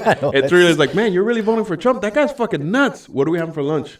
But we just spoke about ostracism. Yeah. And But you have people, man, that they're enacting their. you're voting for Trump. they're He's choosing- a racist. Therefore, you're a racist. No, no. Yeah, you can't. No, you can't do that, man. You can't align somebody as Donald Trump because they're voting for Right. Donald Trump. There's nobody in this race Yeah. that is perfectly aligned with you as an Right, individual. yeah. Sorry, With as many people that are on here, there's no way that I don't. You know, it's the way it's supposed to work. Is you, if you're gonna vote, you vote for the guy who appeals. Not all his topics are gonna be 100% with Yeah. yours and his views, but you go with the one that has the most of that. yeah. Ideally, yes, I would like to pick and choose from each of these guys and make my own. But then if everybody did the same thing, God knows how many people would be running for the presidency, because your views are not going to be identical to mine. What's important to me is not going to be important to you. I think I've stated before, I did like Marco Rubio with the fact of creating more trade jobs and things like that. Obviously, as a tradesman, I'm more for that. I think this country needs to get their hands dirty and fucking roll sleeves and learn shit, man. This whole, learn how to fix a car, learn how to build a computer, whatever. But build stuff, be a handyman, be an electrician, obviously I would have liked Marco Rubio for that, but I knew he was too fucking green for it. That's why I was like, nah, he's not. He's just too young. And then when he did his thing against Trump, where he got down to his level to make fun of his hands, and I was like, come on, man, what the fuck are you I think he probably would have had a good shot if it wasn't for shit like that of picking, making fun of Cruz, saying he can't speak Spanish and talking about Trump's penis and all that shit. It's just, come on, man. You were good. You were clean. You fucked it up. But whatever. Well, maybe he learned something from that. Yeah, maybe he'll Hopefully. lay low for a couple of years. I mean, he could run for Bill Nelson's seat in 2 years. If I did he like the allowed it. fact that he was unapologetic about his religious belief. I thought that was cool. Whether you're Christian or not, I did like the fact that he did stand his ground for that. What did he say? And in response to what? Well, there was always questions about his religious views and how that affects his politics and stuff like that. And he was all about, look, man, God talks about love, and I love my brethren and stuff like that. And he says the only way of getting to heaven is with Jesus. And whether some people agreed with it or not, I was like, I still like the fact that he said, not because as a Christian I love it. It's just, okay, dude, you believe in that. That's good. Are you going to implement strictly Christian values throughout through your presidency? Well, whatever. I don't know. I don't think you could do that. He probably was Well, yeah, I guess. But George Bush did. yeah. George Bush spoke to Jesus, and Jesus replied. And Jesus apparently said, yeah, go blow those people up. Mission accomplished. Oh, So, man. yeah. So, and my closeout on that is this notion of, you got to vote for the lesser of two evils. I'm like, no, man, I'm not voting for evil. Mm-hmm. I'm just not going to participate. If it's really a notion of voting for the lesser of evil, evil is evil, man. It's like And that should be a okay option too. I had a voting for discussion evil, with the some. lesser of evils. You not voting at all. Yeah. I mean, There's I remember I have one of my ex bosses. We'll just leave it as JR because I don't whatever. It means nothing to me, so don't look Yeah, at me. so yeah, some ex coworkers. And until right now, it couldn't have been possible for it to mean anything for you either. Yeah. So I know during the last elections, he was like, "Hey, who'd you vote for?" And I said Ron Paul. And he looked at me. That was such a wasted vote. Why'd you vote for him? I was like, because he's the one I felt like fucking voting for, dude. Well, he would have never had a chance. So I should have not voted? Because that's the only other option I had. South Park did it. Yeah, yeah, it's like, okay. And he looked at me, he's like, oh, you should always vote. I was like, no, it should. Look, man, I'm going to always use this fucking argument because it helps. You signed up for the military, and I fought for American rights as well as human rights. And I think we have a duty to not vote if you don't feel like it. I didn't fight for you to fucking vote every time. No. The way shit works is, through legislature and vote. Hey, go vote if you want things to change. But honestly, if you don't think it's going to fucking work, then that should be an option too. Don't vote. You don't feel like fucking voting for it? Oh, well, dude. But I'm not going to sit here and blame you. Well, look, fucking this guy won Yeah. because you're one vote. And I know that everybody says, well, if 1 million people don't vote, that could have been 1 million. Yeah, fine. But maybe we should fix the system and who we put in there, and maybe people will vote or whatever. You can't just have P. Diddy fucking dance and say, vote, and just for the sake of voting. You know, you shouldn't go in there and go into those booths just to vote to get your fucking sticker to say, I voted today. You know, it's just as bad as saying you're a vegan all the fucking time. You know, just I don't want the sticker. I want to feel that if I voted for this person, it's gonna be it's gonna make a difference. That my vote actually counts for something. But if I don't feel that, if it's, let's say it's Clinton or Trump, man, I'm probably gonna vote for Ron Paul again. No, if he's in the ballot, I don't know. Just I probably won't vote either. And I know it's fucked up, and everybody says that's I'm patriot, like, especially for a soldier or a Marine or whatever, but I have that right, motherfucker. So You big MF. oh, there's a lot of cursing, especially on this half of the equation. This is Oh, no. this is a lot of left Listen, brain, man, right brain happening. One thing I'm absolute on is speech. Freedom of You should speech. be able to say whatever you want, man. Yeah. And again, we covered that already. Yeah. It's you'll know whether what you said is acceptable or not. Oh yeah, I'm sure. Without a gun being pointed at you. Yeah, is I'm the sure I'll thing. get instant feedback. Maybe a month from now when people go back and start looking at the video. Yeah. Yeah, no, I voted for Ron Paul in the last election too. And I was like, why did you do this? Like, because he's the guy that aligns most with me, and he's not going to kill anybody. Yeah. Or order people to go get killed. That's it, man. You can vote. Do your vote. Is that the thing with voting is that I still get penalized for your decision. Right. It's like that doesn't make sense to me. Ever since I really started getting into all these libertarian principles and Austrian economics, which there is a difference, Mm-hmm. it doesn't add up, man. It's a 1 and 1 make 3. Well, if we change the rules of logic, 1 and 1 can equal 3. It's like, yeah, exactly. That's the point. It's just everything becomes relative, Yeah. and the standards are gone. So, moving on, I think we spent more than an hour. So, Yeah, I think so. Rubio lost blank Yeah. line, no links to offer. Hey, the Ultra Music Festival. Today's the last day, right? I think it should be the last day. I don't know anything about EDM. I'm amazed at myself that I realize what EDM even stands for. That's the most I go. You're more of the music guy. Do you know what EDM stands for? Electronic dance music. Oh, look at you. I was so hoping for some If- sort of edible Wait, so something. if I start playing, if I start typing on my keyboard and I go to a rhythm, is that electronic dance music? What is going on in this chat room? Arrepentido. Somebody asks, yeah, yeah. David says arrepentido. Just kidding. I'm just kidding, Robert. I love you.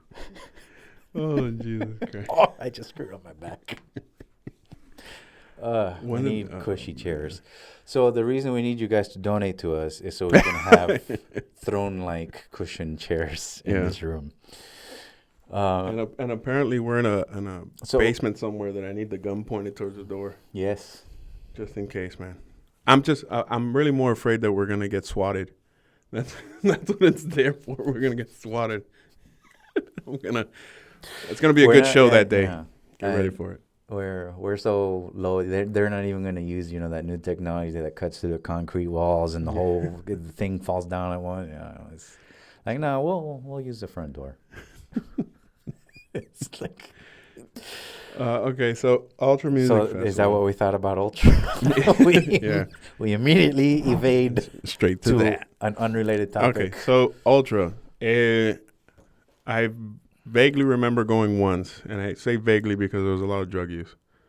Ultra back then, this was 2005 or something like that. I think it was back then that you were allowed if you were under 18 or something like that. And there used to be a lot of tents, and there was plenty of drug use and stuff like that. And there was a lot of DJs and acts, and it was If I remember correctly, was it Bicentennial Park? I don't know. It was something like that.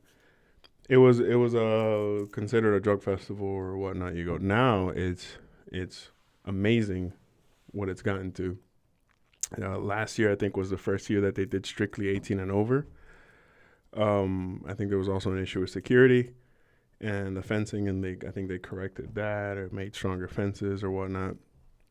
They put some sort of, I don't know if it was a bill in place or they tried to pass some sort of bill to ban Ultra.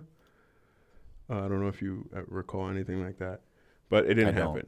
Ultra makes so much money with tourism that it's ridiculous these 3 days how much money people make, especially in the restaurant business and recreational drug use and things. It's income that comes to the city either way. The public system, the public transportation system, all that makes money. The hotels is ridiculous. If you wanted to get anything along the Metro line, which something like a Best Western or whatever would maybe cost you $60 to $90 a night, tripled, quadrupled during this weekend. Yeah, and those are market terms, man. Yeah. Supply and demand. People are going to be there. And fucking Motel 6s, man, $200 a night. You want? I want to. Wow, for a Motel 6. Yeah, it's nuts. It's okay, cool. There's a Motel 6 downtown. Well, Okeechobee area, all that stuff. Anything also, even within ripples. Mm-hmm. Yeah. Wow. It's anything if you can access it through the Metro, more specifically, anything along the Metro, and I think usually within 1 or 2 miles within it. Especially in most places, we're offering trolleys. Like I think in the Grove, we'll offer the trolley to get to the train station. You get from there and you go to the monorail. Monorail's free, or Metro Mover or whatever. I don't think they call it the monorail anymore. It's the Metro Mover, yeah. The Metro Mover, yeah, that's free, and there was still a lot free. Yeah, even after Ultra. But yeah, man, there's so much money that gets made. Well, and the story, the history behind Ultra is that it was at this winter music conference, but it became so big as its own event that it just branched off and said we're going to sell our own tickets and all that. Yeah. And then they've gotten so popular, and even if you're if you don't love EDM music, the last year there was, I think, the least amount of arrests that have happened in the record of hosting Ultra Fest or whatnot. I think not domestic violence, but violent arrest, and as far as drug use arrests, like last year, I think the moment that they banned 18 and under from going in, it got way better. So now I'm actually interested in possibly going next year. I haven't gone well over 10 years. So now, especially with the acts. Has it been around that long? Yeah, it's been. Wow. I think I was in high school when I first even knew about it. But yeah, it's been around for a while. But look at that, man. Look at it. They got all the heavy hitters. NERD, who's in it, Afrojack, Avicii. A lot of times these guys are broken down into who's going to play during the day and who's going to play during the night. Some people will tell you, especially the guys performing, that there's no difference whether it's day or night. Obviously, the guys at night are usually the high-end guys. But that doesn't mean that somebody like Tiesto or DJ Snake or whatever, or Zed, is not going to play during the day. But yeah, the more live and popping ones are going to be at night. But look at that, man. That's a lot. Enormous. That's now, a lot. The two DJs that I know that are fucking Cascade. Knife Party is another guy I listen to. Hardwell. Let's see who's I'm only gonna give you the guys I really Dead Mouse, Afrojack, Avicii. These guys, I don't know who they are. They might be really good, but David Guetta, obviously, who doesn't fucking know David Guetta? Let's see. The two here that aren't here that I know are Skrillex and Steve Aoki. Oh, look at that! Steve Aoki's not here. Yeah, look at that. He was busy at Benihana's. Oh man, no! You didn't just do a racist joke. How is that a racist joke? I just said he wasn't at his dad's restaurant, or he was at his dad's restaurant. Maybe they had a big opening somewhere. Yeah, that's right. I think his dad does own for it, 3 right? days. Well, you don't know. There's. It was a grand opening. Yeah, damn, dude, that's a way more. Yeah, it's an enormous lineup. It's gotten huge. I'm surprised they haven't turned it into a 1 And week. how do you listen to all these guys? Or is it like a typical festival setup that you have stages far enough away that music doesn't cross over? Or is there like Well, indoor settings? Or I used to back then. It just used to be like one main stage, and then you had whatever little. But it looks like it's probably the same thing. One big stage. I think Red Bull has their trailer or whatever that they got their deck. A bunch of other people offer VIP things like that to observe it through their decks. I don't know if it's like the Electric Daisy Carnival, which is one that I want to go to so bad. It's usually in Vegas, but I think they offer Florida dates. I think they've been in Orlando, maybe Miami, Puerto Rico for sure. And I think there's one in New York that happens occasionally. That one is cool because it's the same concept. You got day and night. Artists are split up in that way, and there are several stages. And the cool thing with the Electric Daisy Carnival is they actually have a legit carnival, with Ferris wheels and, the Miami-Dade Youth Fair yeah, with EDM is what they have going on with several stages or whatnot. But I haven't been into Ultra in so long, so I couldn't tell you all the details. But I know for sure there's definitely a main stage that everybody plays on. I don't know if there's little smaller stages where everybody's on and playing their music. But man, I didn't know this was the lineup. I heard also a rumor that tickets, if you wanted to buy them on Thursday, the day before Ultra was supposed to happen, it was like $1,000 a day. I know the tickets are expensive. from the organizer or just I couldn't tell you. I'm sure it's more like StubHub or something like yeah, that. Where, yeah, I bet. but I think the tickets, maybe you can see here, sold out, whatever. Yeah, But you can probably book for next year already. They do that shit. I know it's several $100s, I think, a day or something like that for the 3-day tickets. oh, there's the Oh, look, so they do have there are main different stage stages, and live yeah. stages. And then I wonder if they got Wynwood involved because there was a bunch of concerts happening in Wynwood in the old RC Cola plant that happened Friday, and it had a few of these DJs that I know were there. So I'm wondering if now they're kind of doing little stages at the same time while they're doing the main. Yeah, there's a bunch of stages, man. Look at that. Okay. This is enormous. Wow. So, what is that? Oats? Okay, so they got several stages, so that answers my question. And it looks like the last acts went up at noon today. Everything's noon? So, yeah, the noon was the last start. Here's one at 2. Okay. Oh, they got some good Oh, no, ones. it's going later. Yeah, Zed's going on. Knife Party's awesome. 9:40 on Sunday. Yeah. Okay. Fuck, I feel bad for the people in Oh, downtown. look, Guetta is coming on at 7:25. Hurry out Yeah. there. If you sit at the College Bayside Metro Mover station, Yeah. you may hear him. Okay. But why don't you just buy it on Apple iTunes? Shut up. We want to go see him live. What does seeing a DJ live do? It's like, what? Just wait for Apple Music, for the Apple Music Festival.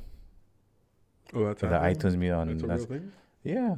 Oh, I don't know. Like in London in September. So, whatever. I mean, I listened to Deadmau5.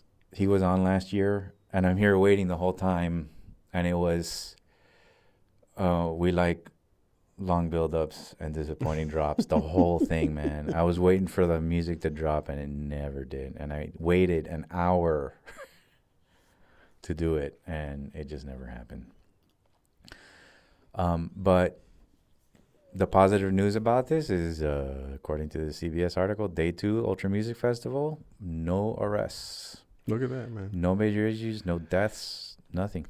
Good job, There may Miami. have been, Adulting. the way that they presented it looks like it's like, hey, move along Yeah. So kind of thing. But yeah, yeah, and there's that's good to know. So And there's a apparently lot of tourists that the come to rolls this are getting thing, man. better. People are getting happier, Mhm. touching themselves, and Yeah. bigger smiles on the face. a lot of outside. It's not just Miami people that come to this, man. There were so many people from like Brazil and Mm-hmm. They hit on that they Germany and stuff like that. These said guys. they counted people with flags Mhm. of 87 different countries. Yeah. Yeah, And- it's huge, man. And 165,000 people they estimated at one time Yeah. in that Bayfront area. So yay. Next big event-related thing here. The Miami Hurricanes basketball team, the men's basketball team. Oh, you son. I did not follow. They're in the Sweet 16. But here's the nature of Miami. For hopefully the one of you that are living outside of Florida again, or just running through YouTube and going, oh, look, this is on now. We're a total front-running town, man. It's like we love our teams as long as they're winning. And for the longest time, I always believed that it was because there's always something to do here. And now I'm a capitalist and I understand capital systems a lot better than I used to as a kid. And I guess that's really true.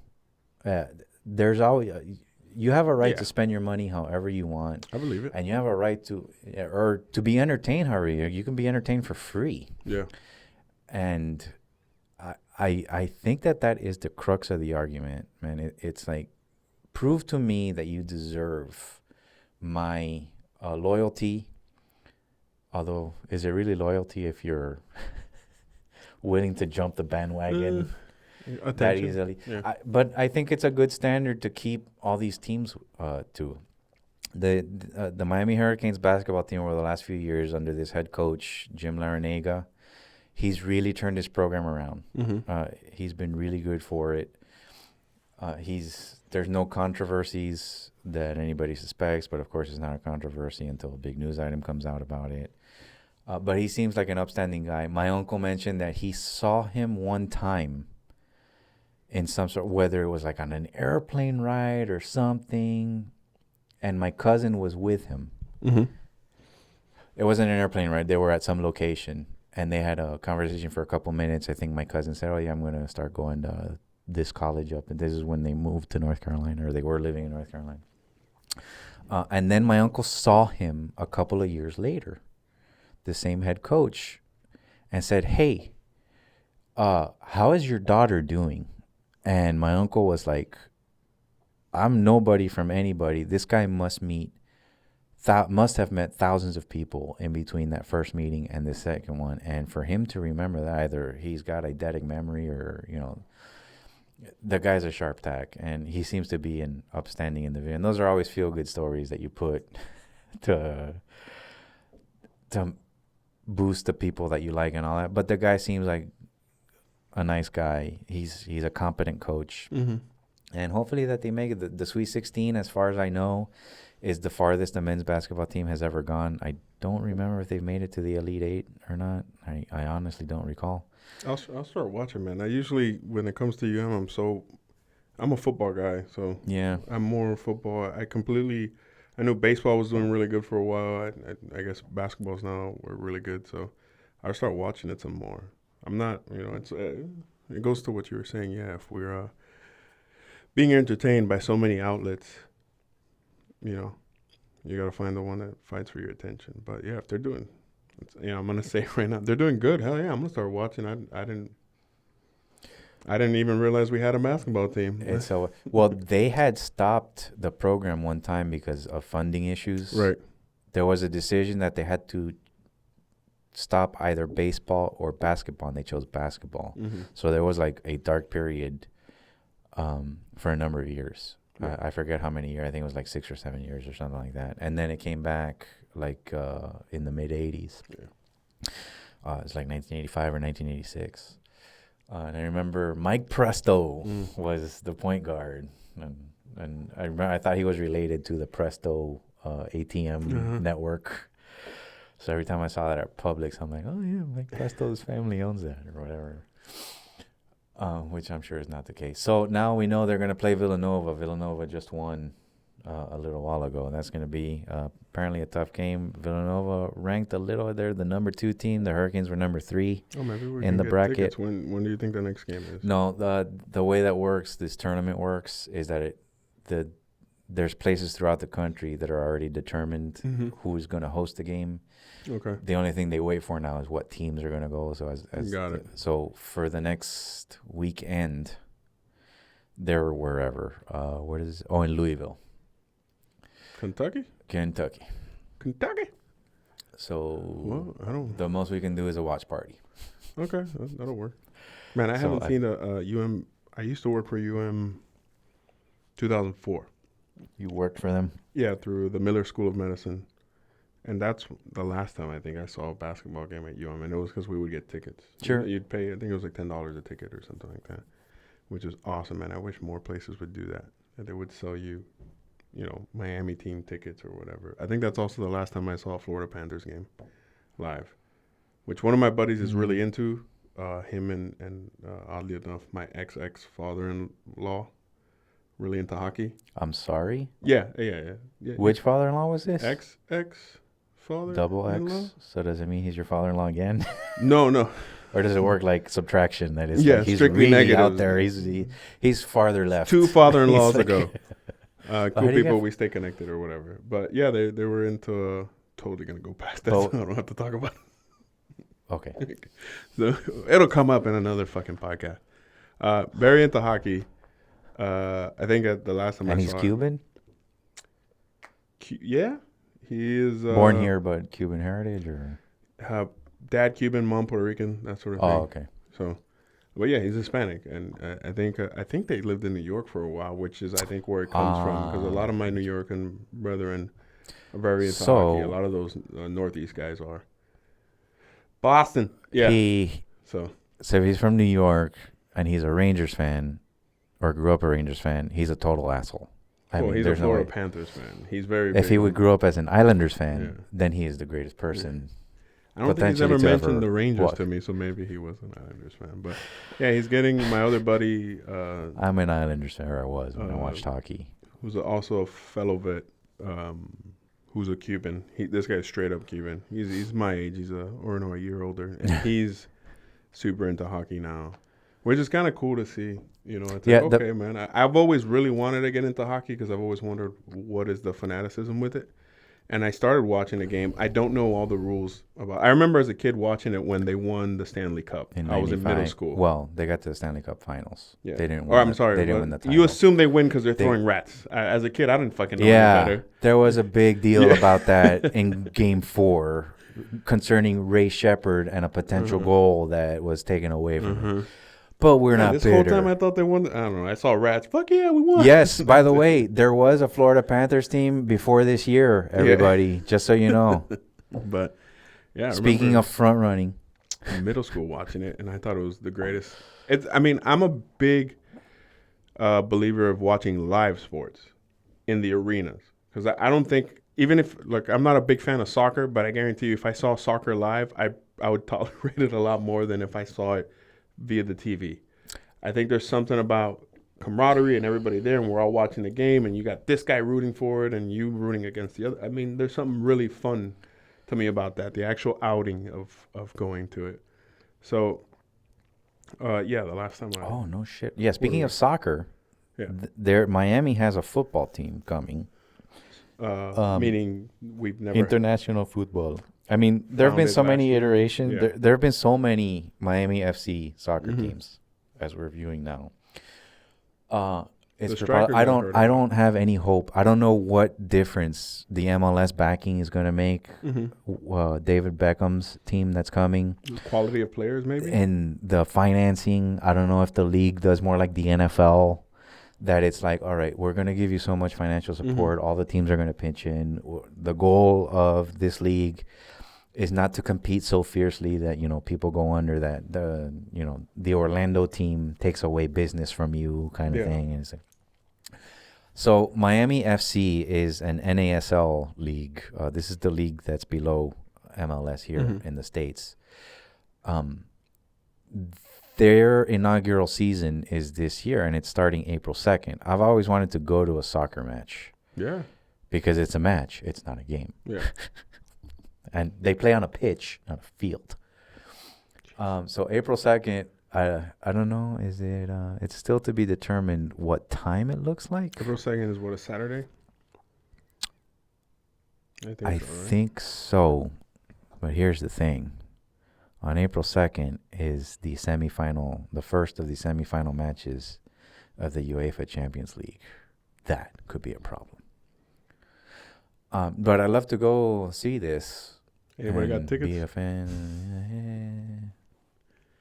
Or at least, See, they have most ways that this is saying Fort Lauderdale Strikers versus Miami FC. Now, Mhm. the way that it is in international football, mhm. it's the opposite of how we have here in the States. Normally, when you have a television program, put one home team versus another, the home team is on the bottom. Yeah.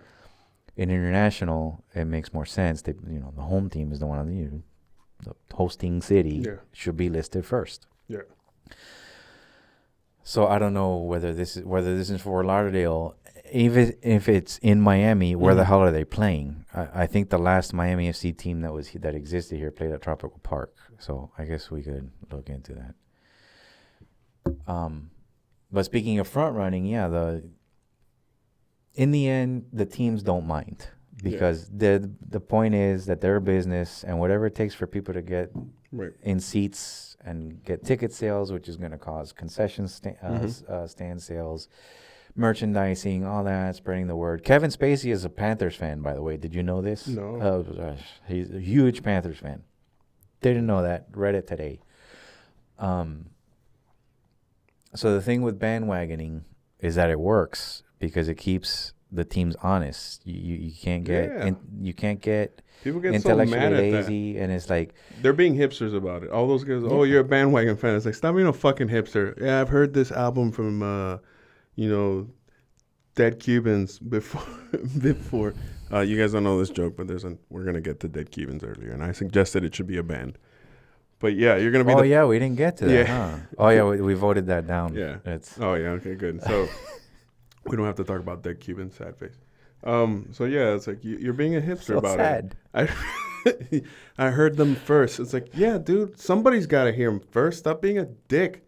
Just, okay, man, I'm getting into it now. They're winning. Awesome. But that doesn't. Yeah. What do you get from being like, well, we were here first. You still have to pay for your seats, bro. You still have to pay for your drinks the same way. Yeah. You should be thanking bandwagoners because now that just means that, okay, well, probably the more bandwagoners we have, more, like you said, more bodies on the seats, more concession sales, meaning they can probably lower the price on concession because we have a certain amount of people buying. I know they won't, but we'll probably get the players now have to perform. There's that pressure of, okay, man, we got a following now.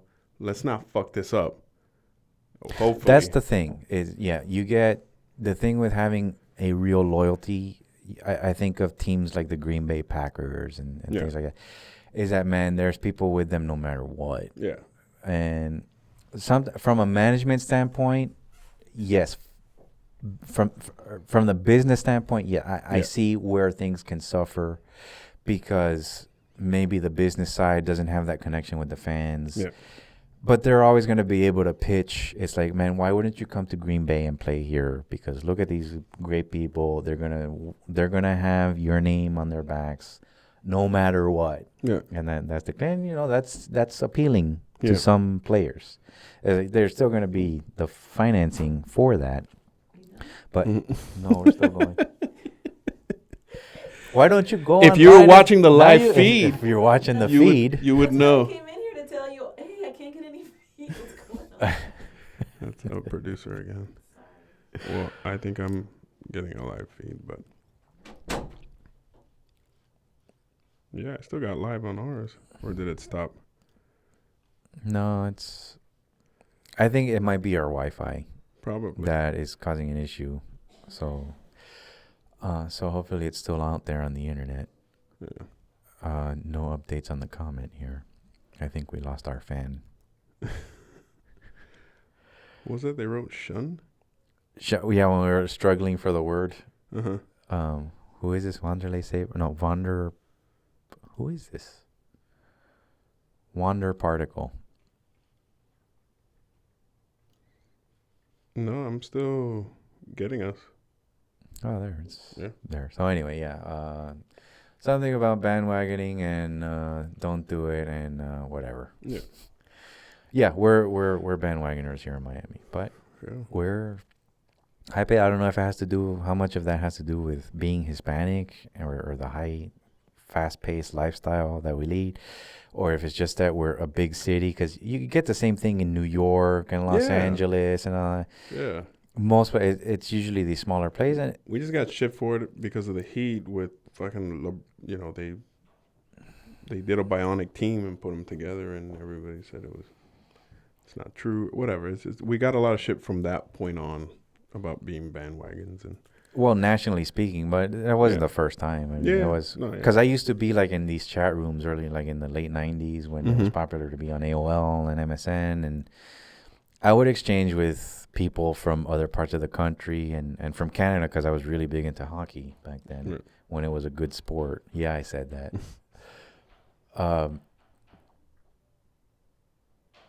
That Miami has that reputation. Yeah. It's like, oh, man, they're all front runners and whatever. And it's like, look, man, I remember when the Yankees were bad. Yes, there was a period of time that the Yankees were terrible. And it was from the late 70s to about the early 90s, to about 93 or 90, whenever they won that World Series again in the 90s. Yeah, the whole 80s, the Yankees sucked. And there were no people at Yankee Stadium to watch it. These were like teams that were winning 50 and 60 games, 70 games throughout the year. They suck, and I know they suck because the Orioles sucked during the same time. And it is what it is, man. It's like with anything. If you go to a restaurant and the restaurant stops producing quality, I'm not going to go to your fucking restaurant anymore. Game, set, match. Yeah. Capital Markets. Other sports story here is that He beat the Cavs.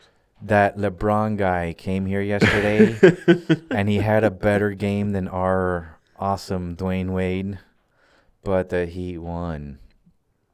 And I keep seeing I don't follow as closely as I, and there's so much stuff to do besides watch sports all day, as I have the DC Colorado MLS match on in the middle of this broadcast. A thrilling 0-0 match so far. Yeah, LeBron came and he left. You know, one thing I will say about LeBron coming in and his departure is that we handled it way better than Hell yeah. No jerseys were burned. And I all remember that. He didn't say thank you on the way out, apparently. And Dan Levitard got all butthurt about that, and he put up. I think he put up a billboard in Cleveland. The two rings. The term is "You're welcome." Yeah. Or whatever. Yeah. Whatever. Yeah. LeBron didn't win yesterday. Yeah. The Heat's going to the playoffs. What's even their freaking record? I'm a Celtics fan. Oh my God, we just lost the other. We went just negative in the fan base on this feed because of that. Oh man, that was amazing. That LeBron series with the Celtics, I was just amazed as a Celtics fan that team did that to the Celtics. That was very impressive. I gave all sorts of props to the Heat fans. It's like, wow, man, these guys are gonna win the fucking title this year. And I think that was the first year that that LeBron was here that they lost. And then that whole in the second season that LeBron was here, with the Celtics just needing one more win. Oh yeah, man. In Game 6 at home. That was one of the most phenomenal playoff performances in NBA history. Definitely in modern NBA. That was the times. same year that Ray Allen, was it against the Spurs that I think we were down? Because Ray Allen was on the Celtics. Okay, we picked him up after that. For the third season that LeBron was here, third season Ray Allen was here. I think it was against the Spurs, and he shot that three and I think he said, like, tell the fans to go back or something. He said something like, it was like, sit the fuck back down or something. Like, people were getting ready to leave, like, if they won. Oh, because of that desperation three-pointer. Oh, man. Yeah, I think they were getting ready to come onto the court or something like that to grab the trophy to the Spurs. The Spurs. I think it was the Spurs. Yeah, I think we beat them that. I think it was that year. Spurs, yeah, that was Game 6. Yeah. And in Game 7, Miami took the title. Yeah. But yeah, I remember that it was was- like, take was that pretty- fucking trophy back or something. He said something along those Oh, lines. you know, I vaguely Yeah. remember what you're referring And it to. was awesome. Yeah, that was pretty neat. So the Heat is 4th in the Eastern Conference right now. Yeah, they whooped up on Cleveland yesterday by 21. Coño. Jeez, The Heat yeah. scored 122 points. Okay. Yeah. So we're winding down on the NBA season. Heat is 4th in the conference. I don't know if they're leading the division or not. So what that'll give them home court at least in the first round if they maintain their standing. Right. Next Heat game doesn't offer it here, and I'm not motivated enough to look it up. So.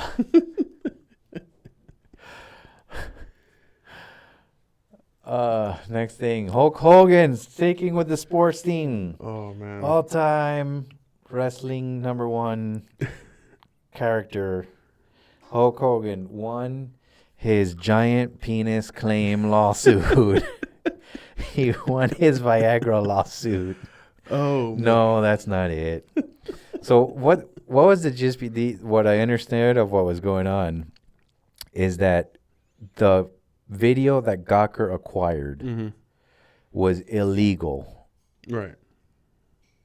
and they distributed it anyway. Right. And it was the sex tape of Hulk Hogan with Bubba the Love Sponge's. Was it current wife at the time or the ex-wife? I think it was the ex-wife. We got the link there. We'll look at it. I'm just always going to say that. This is animal. By the way, it's called Animal Instincts because we go at this just like Yeah.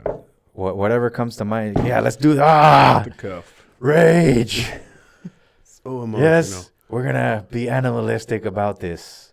Yeah. So we're talking about Hulk Hogan piping Bubba the Love Sponge's Gawker potentially sex. Yeah. wife. Allegedly. Yeah.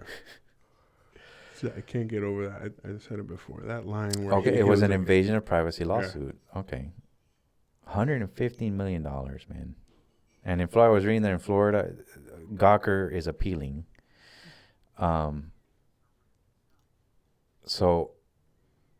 But they still have to pay. There's at least a certain portion of the money that has to get paid. Mm-hmm. Terry Bollea had sued Gawker. Terry Bollea is Hulk Hogan, by the way. Yeah. They sued him. Just because it was illegal. But it doesn't show here whether it was Bubba the Love Sponge's wife. And he thanked God on Twitter. Hulk Hogan did. For justice. Now, I'm interested. If the decision would have been against it for Gawker, if the jury would have come back and said Gawker wins the suit, would Hulk Hogan still have thanked God for justice? Because the notion of justice, I notice, is that it is very reactionary. Mm-hmm. It's not the whole, okay, the process went through and the result is justice, regardless of whether it favors me or not. Mm-hmm. No, the result is here, and depending on whether I like it or Right. not, justice will be served course. or it wasn't. Yeah. It's all right. So yeah, they're appealing. The video was protected by the First Amendment, said Gawker. This is on a CNN Money article that were lawyers for the New York news site issued a statement saying shortly after the jury began deliberations, saying that the jury's inability to consider a trove of recently unsealed documents related to the case. So they're at least considering appeal according to this. I thought I read somewhere else that they were going to appeal. And the thing with appeals, by the way, is you can't appeal just because you didn't like the decision. Right. It's that you are appealing the process, how the jury, in this case, a jury trial, how the jury arrived, or there was something inappropriate, legally speaking, not the subject matter, not that it was inappropriate. Well, we don't think that it's appropriate for anybody's, to show getting his 24-inch python. 10-inch, sir. 10-inch. Oh, man, remember that? These 24-inch pythons, brother, the biggest ones in the world. Favorite line, man. Yeah, just because you don't like the result, you don't get to appeal. It's a technical standard that the courts uphold that you get to appeal, not Oh, teacher, I don't like what he said. Still can't get over the 10-inch penis thing. Where Terry doesn't have a 10-inch penis. Hulk Hogan does. It's the funniest fucking line in the. Oh, Bubba made the video. Oh, I didn't know that. That I didn't know. So he was, of course, a key witness. He made it, and this other guy probably took it from him. Oh, man. That's crazy. So Hogan wins. Florida law requires the appealing party to post a bond, right, for the full amount of damage. So Gawker has to give the court 150. Now, Hogan can't touch the money. But, man, that's a lot of... I'd be nervous if I was that clerk. Fuck yeah. $115 million check? Oh, it's only $50 million. Okay, Florida law requires the appealing party to post a bond for the full amount of damages, but that requirement is capped at $50 million. So Gawker Media has to cut a $50 million check to the clerk of courts of whatever county in Tampa, whether it's Pinellas. Now, do they still get to distribute the sex tape? So it gets pulled down. It's now the clerk holds it, and until instructions from a judge somewhere. So the appellate court doesn't write order. There's very few orders. There's like when a judge is acting so inappropriate, there's something called the writ of mandamus, that the appellate court, it's like taking the hand of the judge. The alliteration is that the appellate court takes the hand of the judge and writes an order, because appellate courts don't write orders. They only give instructions back, saying you need to do this. We can't do it. We don't write orders. That's not where we are. That's not what we do. We just decide whether something was done incorrectly or not. So they'll remand with instructions. Is typically what is probably going to happen. The trial judge will give the instruction, will write the order up to the clerk, saying, yeah, look, the appeal is done, everything, say that it comes back, that everything's fine. Gawker, you lose out. All right, clerk, that $50 million, give it to Hulk Hogan. Yeah. By the way, Gawker, there's still a matter of the other $65 million. Cut that check too. Right. Then that's what will happen at the trial level. Okay. So we need to make a sex tape. Have it leaked. Have a TMZ. Have it leaked. Although, TMZ is really good about that, because with the whole Aaron Andrews thing, they said that they saw it, they acquired it, or like somebody gave it to them or something like that. And they're like, no, there's apparent First Amendment violations here. We're not playing it. Yeah. And I think they destroyed the tape. They're like, their copy that they got is like, we don't want anything to do with this. We don't want to be a custodian of any sort. We're disclaiming any responsibility for this. So, and they were clean and all that. That's, as far as I'm aware, her lawsuit, TMZ wasn't involved in any of it. At least they didn't make any headlines on it. So Bubba the Love Sponge. So Bubba the Love Sponge recorded it, man. Who was it that Hogan's python was penetrating, though? Oh, wow. Does it matter? What do we got? Next. No, it doesn't say her name. So, whatever. All right. Daytona Bike Week. Sweet. Go. Because you attended that, right? Yeah, hell yeah. You were gone last weekend. Hell yeah, it was awesome. And you did your gringo-sided... You did more your physical apparent action as opposed to your heritage. Yeah. Hell yeah. Yeah, that's another thing we do. We say that we can get away with all this racist stuff because we have brown names, but we look like this, so Democrats love us. Yeah. Or progressives, because I don't think you can say, I think it's offensive to call anybody a Democrat anymore. Oh, jeez. No, yeah. Let's see, Daytona Bike Week. So I went the last weekend of Daytona Bike Week, which was last weekend. Now, is it a whole week? It's a whole week.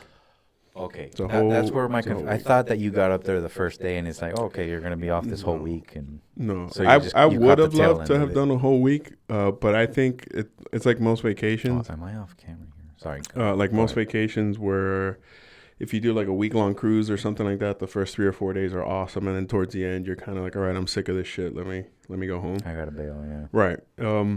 So fuck. There's only so much Leonard Skinner I can fucking hear.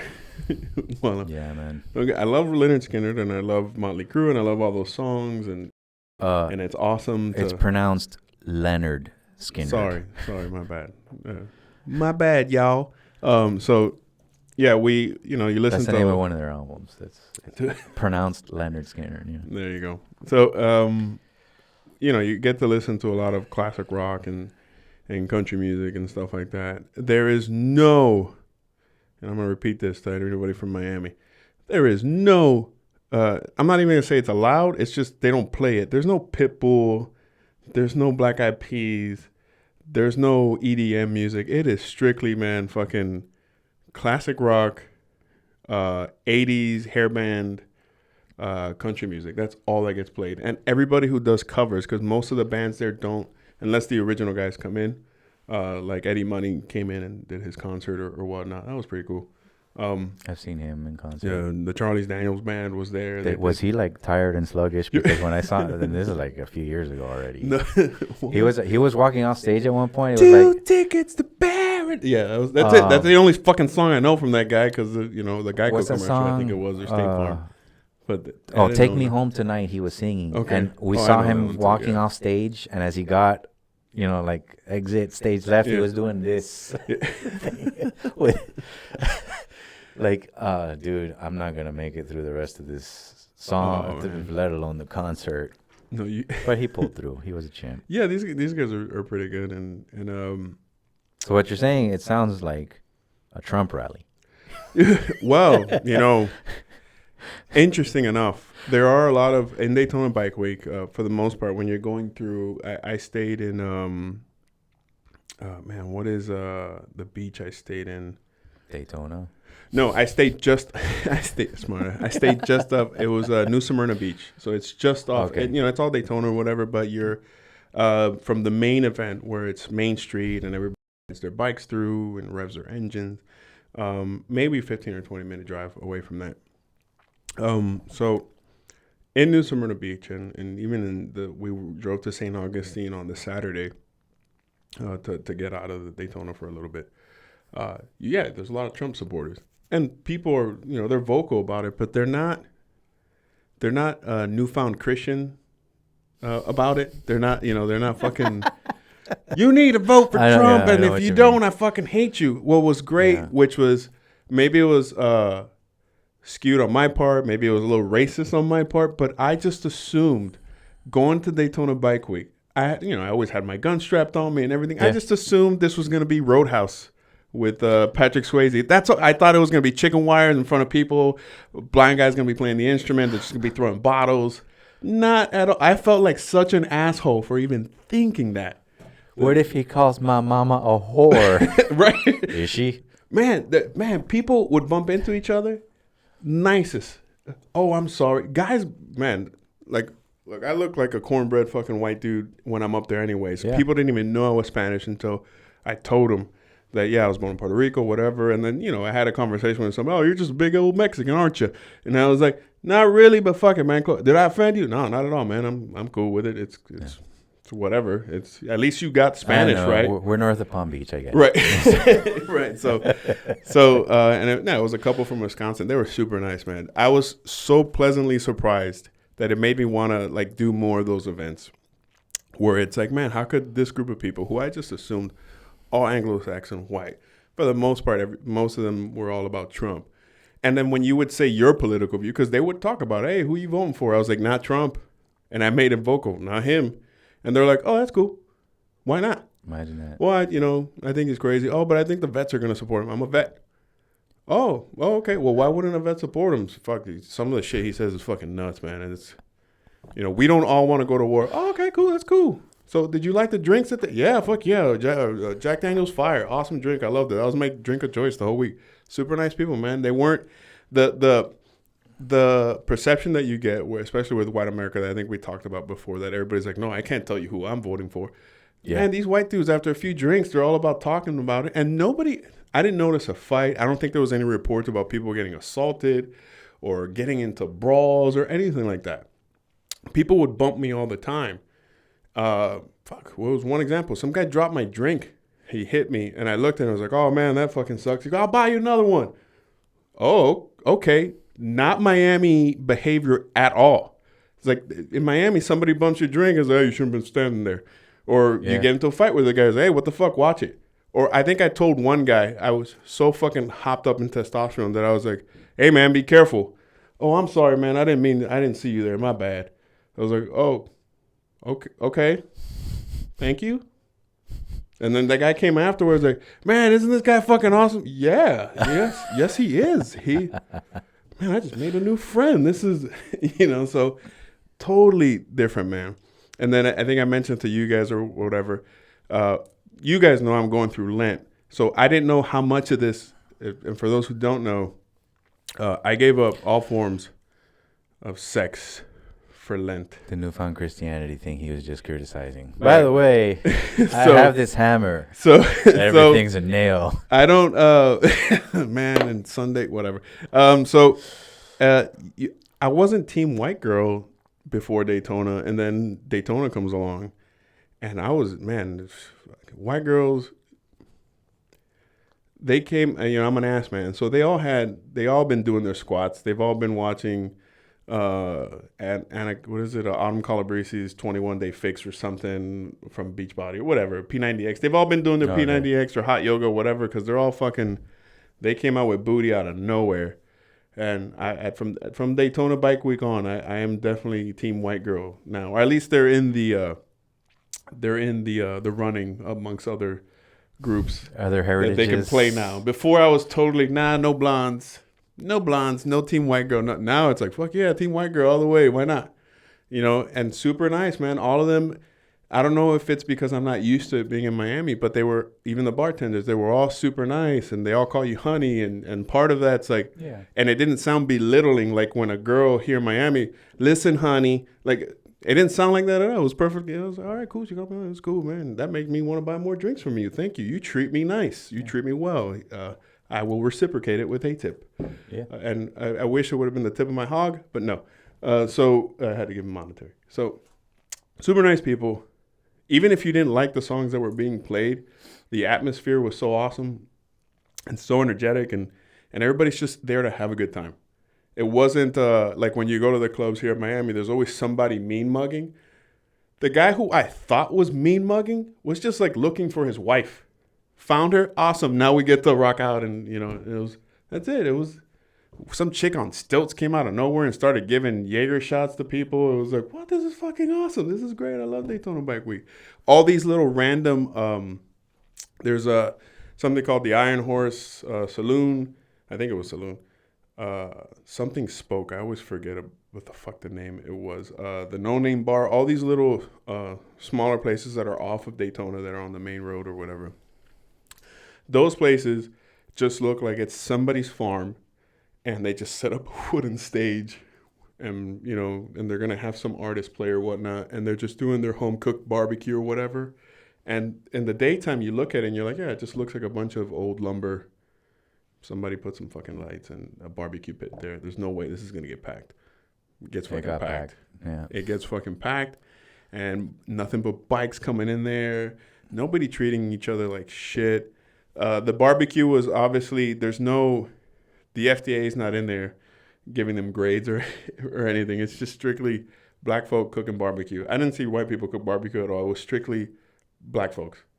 All of them doing smoke barbecue or their charcoal barbecue, or some people, not smoking or barbecuing. They're doing another style.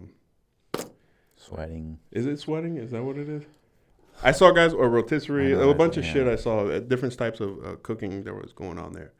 I saw the white people mostly taking orders and stuff, but it was, man, it's just, nobody knows barbecue like black folk. They were fucking doing it all. They were smoking, they were barbecuing, they were doing it all, and it was really good. I was pleasantly surprised. And And at Iron Horse, I bought a rack of pork ribs, a slab. I'm sorry, $13. Now I'm not For a full slab of full ribs, slab. Yes. prepared, cooked. Yeah. Man, that's cheap. Now, I thought I was drunk, and I saw $13. I was like, yeah, whatever. I went back the next day sober and verified, yes, $13 for a whole slab of ribs. Wow. And it was it. Did it I'll come put it with- to you this with way: sides, I or almost was it dropped just the it. ribs? No, it was just the ribs. No sides, no nothing. But they put it in the styrofoam clamshell. Uh-huh. And I remember, I've had a few drinks at this point, and I was like, I bought it because I was hungry. I had 2 other people with me. No intentions of sharing, by the way. It was just, you're drunk, you're hungry. And it was so heavy, and there was so much food. I was like, even me in my drunken state was like, there's no way I'm going to finish this. So I even shared with other people in the table. It was like, no, man, you can have, there's so much. Wow. How much did that cost? She gave it to me for $13. And then the next day I found out it was, she was flirting with me a little bit, but it was strictly, no, that's the price. $13 for a whole slab of We haven't ribs. left.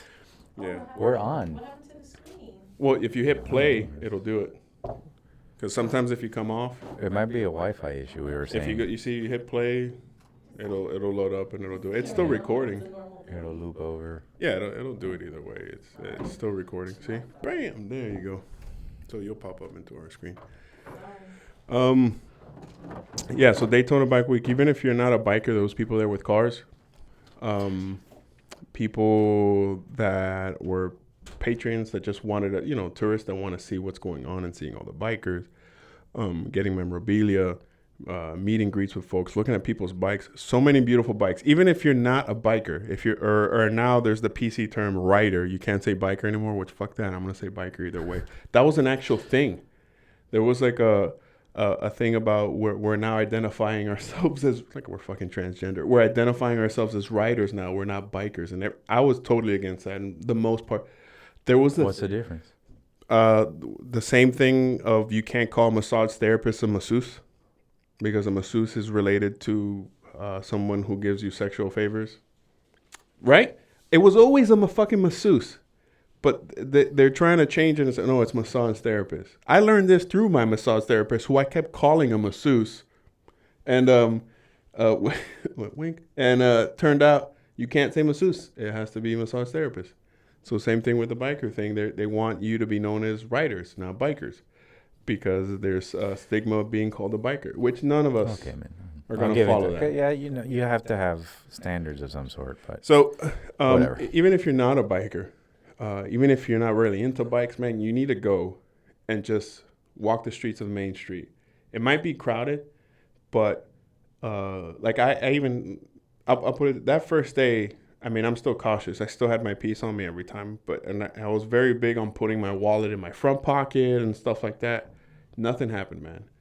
And my brother says, well, what do you expect, man? You look white, so nobody's really going to mess with you or whatever. It's like, no, but I didn't catch that from anybody. There was even like cartel baggers, mainly a Miami biker group that full of Hispanics, whites, whoever. They were up there representing with their bright ass fucking colored shirts, black with big orange letters saying cartel baggers. They were perfectly fine. Hispanics, Puerto Ricans, Dominicans, they were all up there. You would hear the accents talking, hanging out with what you would seem as a members only sort of thing. yeah, Nothing, man. Nothing. No brawls, no knives, nothing. The good thing about Daytona is they were very anti-colors, anti-gang. So you couldn't come in there. If you were like Hell's Angels, you could have been a Hell's Angel, but you can't wear your colors. That was like the big thing. No, you Okay. can't be. You can No wear Sons stuff of like Anarchy. Cartel Baggers, which is the biker group or whatever, but no gangs, no colors. That was a Yeah. big thing. I once heard Evil Knievel say that real bikers hate guys like Hell's Angels. Yeah, It's like those guys are not bikers. It's like they're just they're a gang. Yeah, yeah, they're looking for trouble, all Right. this, and then you get the situation that you have with that Rolling Stones, Mhm. that the Rolling Stones hired them yeah. as the bodyguards for a particular concert. It was, like this. It was supposed to be just a small engagement or whatever, but Yeah. it's a famous scenario that occurred in the history of music. Yeah, So, yeah, man. So I'll definitely go again next year. This was probably my longest. No, I'm not probably. This was my longest ride on a bike. well over 300 miles. And then obviously we went to St. Augustine. My longest ride prior to that was Fort Myers. Learned a lot with that trip. We're probably going to push for towards the end of the year doing the Panama. I think Panama has a bike week or something like that. Nashville, Tennessee, which is probably something we can all get together on, is going to host their first bike week ever. Now, I don't know if What brought that on? Huh? What brought that on? I don't know. Nashville's They're just fucking doing awesome, but I would have thought, yeah, I mean, same stigma. It's like, it's a bunch of white honkies that live up there. Well, yeah, of course they'll take their steel horses but you to got Nashville. They used to have just regular horses throughout there.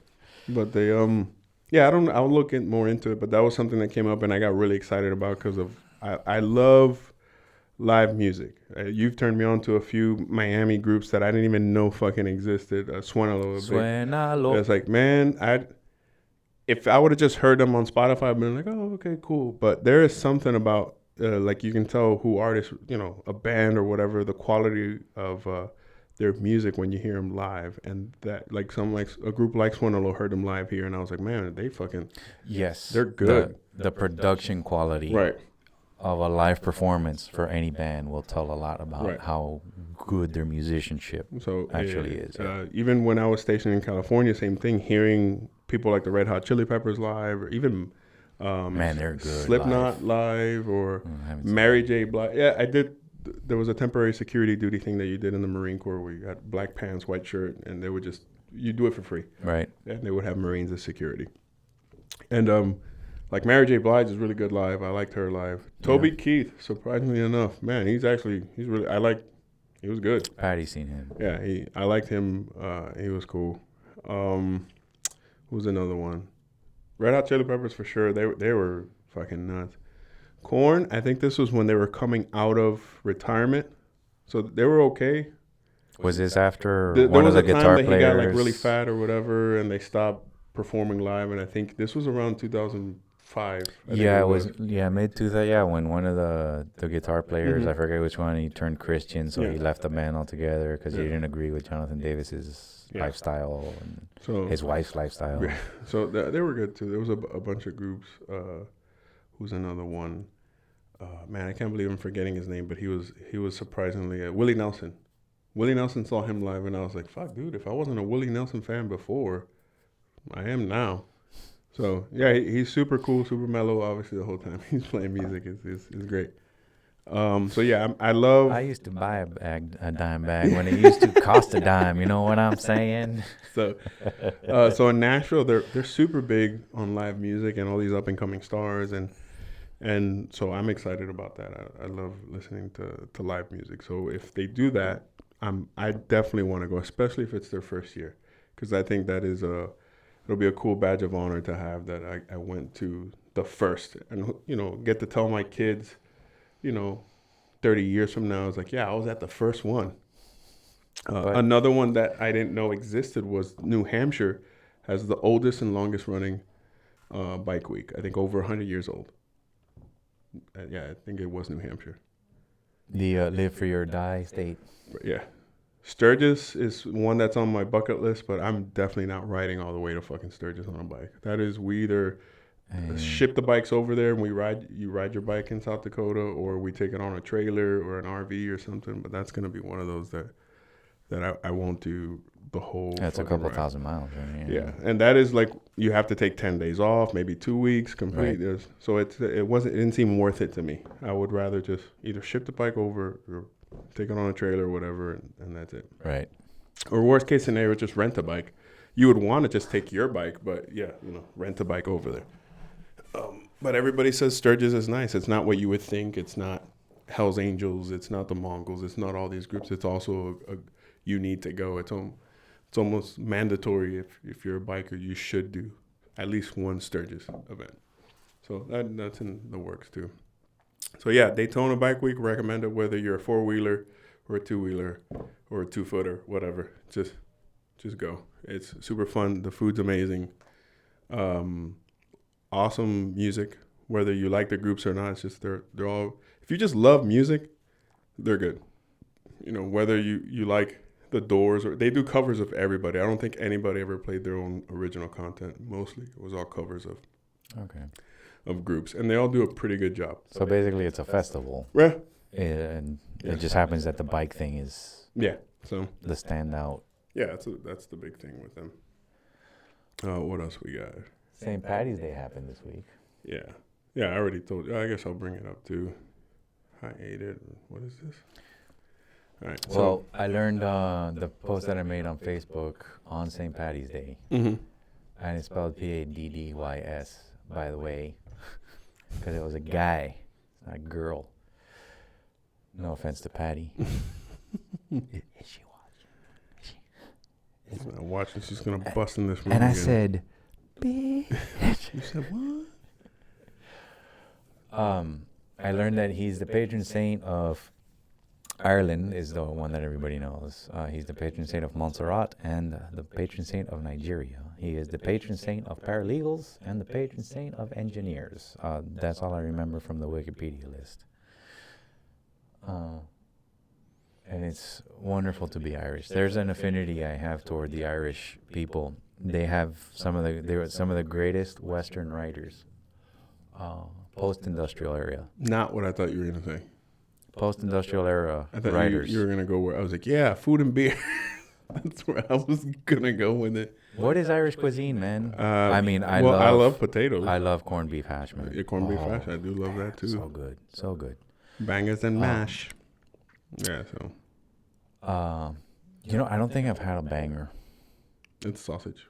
Yeah, but like Oh no, whatever an authentic banger, I don't know. I can't say that a few St. Patrick's Day, Paddy's Day festivals ago, I think I had what would have been considered an actual. Maybe when I used to go to Fresh Market. I know I ordered a sausage one time. Maybe I did order one there, but it was not like this outstanding special event kind of thing that I thought it was going to be. Kind of like that Guinness Nitro IPA yesterday. Yeah. Anyway, They do fish and chips too. That's a thing. And with but with what fish? I don't know if it is cod. I think it is. I'd imagine it will be because the history of Ireland is that they were terribly poor throughout their history. And they do it with a side of peas, but they smash it. I forget what they call it. I remember eating that. You do their beer battered fish, which they use. I think I want to say it's a pale ale or something that they use. And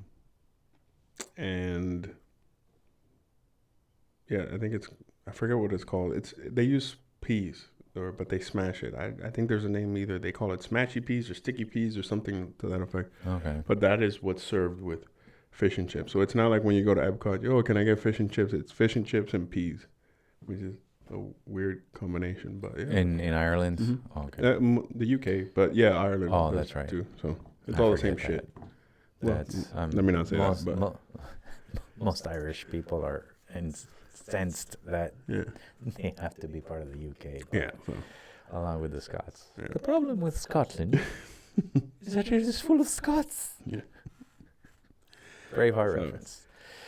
You guys didn't do anything. We didn't do anything. At work, I work in downtown Miami, and I wanted to go to Finnegan's Wake. Mm-hmm.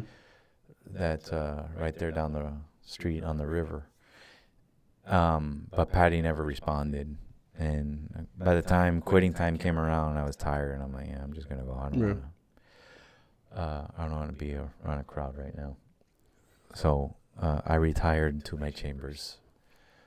Yeah, I went out, and I I probably should have stayed in chambers. Well, you probably should have stayed where? I probably should have stayed in my chambers. That's how.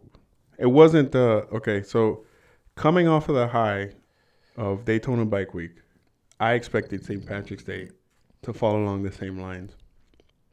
So I think per your recommendation, or Pat, as you guys mentioned, John Martin's is the place to go. So I was like, fuck yeah, I'll go to John Martin's.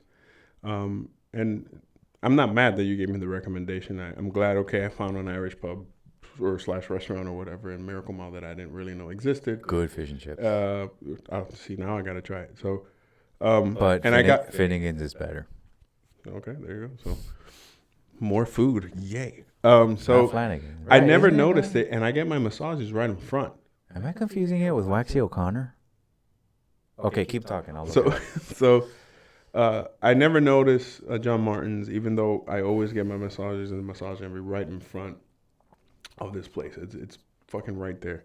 So we John Martin's, and I've looked at reviews, and they were saying, yeah, block party, super awesome, super huge. My buddy sends me pictures of look at the chicks that are there. They're wearing green. They're wearing T-shirts, whatever, because it happens really early on. I saw that the itinerary had like a DJ at a certain time, and I was like, oh, fuck, a DJ. All right, cool. Then whatever. And, why not? We get there, and I've used the example, I think it was with you or with Alex, and I said, dude, they all look like they left their Wall Street jobs, loosen up their tie, and it's every fucking movie you see where the guy's giving the bartender his sad story that his wife left him or something. Like, they all look, sleeves rolled up, tie loosened, fucking suit jacket on the chairs, just fucking old fucks, just the whole way. There was some women there or whatnot, and there was a $10 cover, which kind of frustrated me. That it was like, okay, why is there a $10 cover, but this fucking road isn't blocked the way I thought? The back road wasn't blocked, or at least there was no noise, no nothing, so I couldn't even fucking see anything.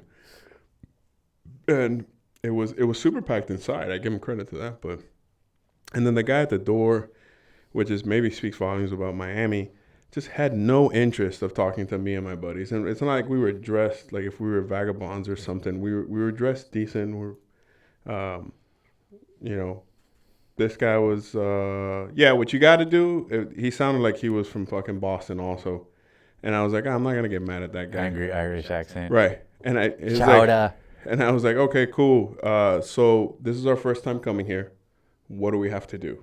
Simple instructions, man. It's like, okay, what you gotta do is you see that lady right there on the table. This is horrible, by the way.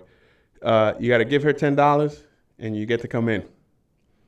Why can't I give you $10? Because you gotta give it to her. All right, cool. Do they accept credit cards? And there was a black dude, an older pudgy guy. I think he's from Barbados or something. I picked up the accent. He goes, "Oh, I don't think they accept credit cards." And again, he looks at the guy and it's like, "Do they accept credit cards?" No. Okay, where's your nearest ATM? He goes, "You see where I'm standing? Yeah. If you look behind me, across the street, you're going to cross this." Like, it was, come on, dude, stop being an asshole. Just tell me, look, you see that TD Bank? There's an ATM right there or something. Just do that. It's like, you're giving me instructions like and you're getting louder for like, I was in perfect distance to chop you in the throat right now, and you would never know. I would run, and you would never find me because I had more nimble shoes than you had with your fucking loafers on, sir. So the whole time I'm like, dude, why are you being rude? You're not. I'm asking you nicely. I have a red beard. You could only assume that I'm maybe partially Irish or something, man. Don't be an asshole. So it was like, whatever, dude. Let's get the fuck out of here. Let's go to Duffy's on 57th. Food smelled great. Drove by that place. They only accept cash, though. Totally fucking forgot about that shit. The people that I was going to meet there left anyways. So I think I mentioned it again to you or Alex. We ended up going to Sports Grill, which had a surprisingly, you can never go wrong with wings. We went with wings. And $5 Guinnesses, which was, you can't beat that. And I didn't have to pay a $10 cover, which was great.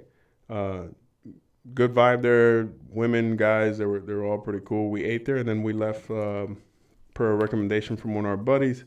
We ended up going to Wynwood. Mary Burkle Village was also popping, but we just couldn't. It was just too packed. And then Wynwood was kind of the same thing. I was pleasantly surprised at how big the showing was for Wynwood. The only difference is there was no Irish or bagpipes or anything even. I think the only thing that was European-based was probably the DJ playing EDM music in the tent. That was it. Nobody sang Danny Boy. No. What is it? The bells? The bells are calling or something? So, no. Irish eyes are smiling. But, yeah, it was typical Wynwood, man. It looked, I think I told Alex or something, it was like, dude, this was, the crowd that was out there was probably the second largest I've seen before Art Basel and Art Week. It was a lot of people there who had nothing to do with St. Paddy's Day. It was just people wanting to get drunk during the weeknight or something. So yeah, that was the extent of mine. I wish it was on a Friday so I could have gotten to experience more stuff. But as a responsible adult that I am, I mean, we got home early enough to. It was like 2 a.m. or something like that. But whatever. I probably would have stayed later if it was a weeknight or a weekend. But yeah, it was still good. Of course. Yeah, well, next year it's on a Friday. Yeah, there you go. So thank you, leap year, for not making it a Thursday for next year. But yeah, St. Paddy's Day was all right. Just I wish it would have been a little different, but whatever. I like the whole Still got the concept of drink. being Irish. That's what counts. What do we got next? Youth Fair started on St. Patrick's Day. Yeah. You didn't make it out there, though, did you? No, Not on St. Paddy's Day. not at all. There's not much left to be desired about the Youth Fair. Well, food. It's the only reason I go. It's like I haven't heard the commercial. Do they still do the whole The fair be there thing? I still like the Daytona Youth Fair. It just keeps on getting better, but now they all get sued for false advertising. Is it still? Well, we were riding around that neighborhood last night, and yeah, it looked like the traffic. It looks like it's still a popular spot. Yeah. Especially after dark. I mentioned that it looked like they made a ride out of a trebuchet, which was used to destroy the Great Wall of China back in Marco Polo's day. Mm-hmm. If you believe the Netflix series, if it's historically accurate. I love that series, man. That is so good. Anyway, that's neither here nor there. So I don't know why anybody would put themselves in a little cage that, had they not been strapped in, they would have been hurtled Yeah. probably a mile in the air. Is that Doppelooper there anymore? I didn't notice it. That used to be the big marquee. Remember that roller coaster? Yeah. The orange The double looper? tracks? Yeah. It's probably something. I'm sure that's still there. That's probably the most exciting thing they have there. I used to always go for that, and I don't know if they call it the Gravitron anymore, but it was the Gravitron. I rode that one time, and it was after this period of time that my body says, yeah, we're not going to cope well with things spinning around anymore. I didn't say I enjoyed it. I just it was the candy corn of I don't know if you know the reference about candy corn, but you like so candy much corn, sugar. right? I love it. Okay, but so it's so much sugar. Yeah, I'm totally. I forget. I think Louis Black makes a joke, or Dave Attell. Somebody makes a joke, and it's in reference to candy corn. It's like you forget that you hate it.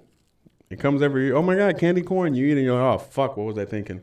So Gravitron, same thing. I was always excited as a kid to ride it. I think because I wasn't allowed to when I was way younger. Once I was old enough, you rode it, and then you get super excited. I remember in the beginning, and then once the seats or the actual bench slides up, that excitement turns into nausea real quick. Yeah. Because now the G forces are hitting you, and I was like, oh man, this is the worst decision I could make. And then you see vomit travel through G forces, and it's not fun. And the whole time it's a game of Russian roulette. Of I hope it doesn't touch me.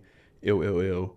I think a droplet hit me. Oh my God, was that sweat? So it's like after a while, you're like, it's like I'm gonna do this. You learn to do it early enough when the opening of the youth fair, because nobody's eaten all the nasty shit yet.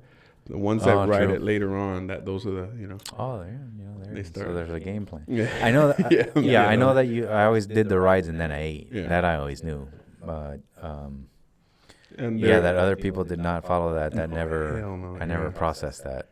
And Yeah. then their version of Splash Mountain, which is just a log that goes log up, and, flume. that was another big one. The merry-go-round, for some reason, that was another one we used to ride a lot. But yeah, that's it.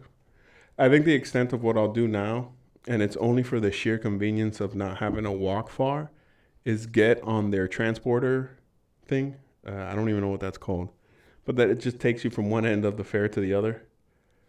This is like, what is it? Is it 5 tickets? All right, here you pay the $1 or whatever to get 5 tickets, and that's all right. Cool. Let me go over. That was I want to eat there. No matter how many tickets you had left at the end, it was like you knew your parents knew that you were not coming back again this season. Even if it was you were there the first day, it's like here's all the tickets. It's like terminamos con la feria. We're out of here. What I like now is that I didn't notice if they did it last year. Is you pay $21 and you can go every day. So if you're and I think they realized that a lot of people strictly go to the youth fair for the food. Yeah. So that was genius on their part. Even me, who I think I get in free Monday through Friday as a county employee, would totally, $21. Yeah, why not? It's normally $10 or something for a regular ticket. If I just go 3 days, that's it. All right, for lunch or whatever. Just I got my money's worth. So why not? What do we got? This I mean, at the fair is where I discovered the Krispy Kreme burger. They did not execute it well, and it wasn't until Pub Grill, that is down the street here from me, made their own version of it, that my waitress convinced me. It's like, no, it's really good. I'm really picky about my food, yada yada. So I'm thankful to her for that. Then we tried it here at home, and the first day was really awesome. Mm-hmm.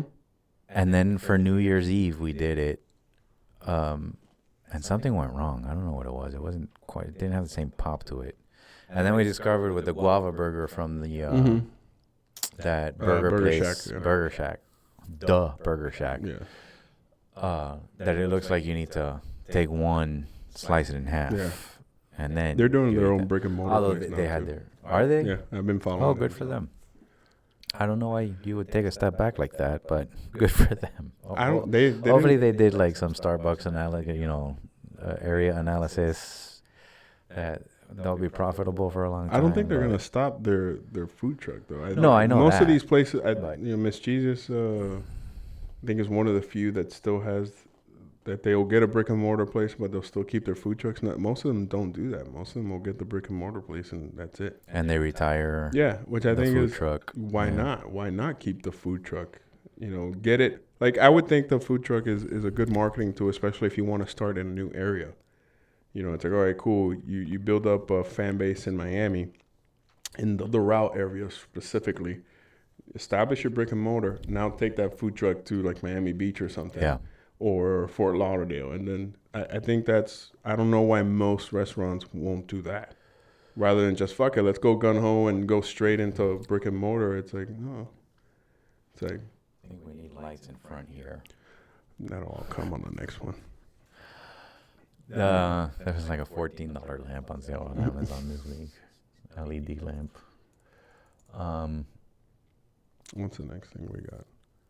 Is that it? Yeah, youth fairs for food. Yeah, I love that one place, the one kiosk that does the really thin slice of a potato. They put it through like some sort of potato slicer. Yeah, and it's a giant corkscrew, and then they just load all that crap. Yeah. That one I like a lot too. And the way they cook the potato too, I guess because it's so thin, it comes out really crispy, and it's great. It's all delicious. So tasty, so tasty. Youth fair. All right, we're getting into the nerd portion of the show. I finally saw Deadpool. Yeah. I loved it from start to end. I thought it was a unique take. I don't know if any other movie had ever done anything like that. I guess, thinking of like a Naked Gun kind of thing, with that they have entertainment in the opening credits. Things that you should be paying attention to get the full value of the movie. Yeah. But I thought that was a unique take with incorporating the actual type of the credits, the written word of the credits. That it was hilarious. Yeah. And you really got to pay attention from the first frame of that movie, or you're gonna miss out. Yeah. Or if you left to get a refill of Coke, you missed. Yeah, you did. And that it was a well-presented movie. I love the character. I didn't know anything about the character before this movie. I was a total noob to the Deadpool thing. I since read yesterday. Which says a lot. I think that's good. I think that people who didn't... Like, I'm a fan of Deadpool, but I think you saying that speaks volumes.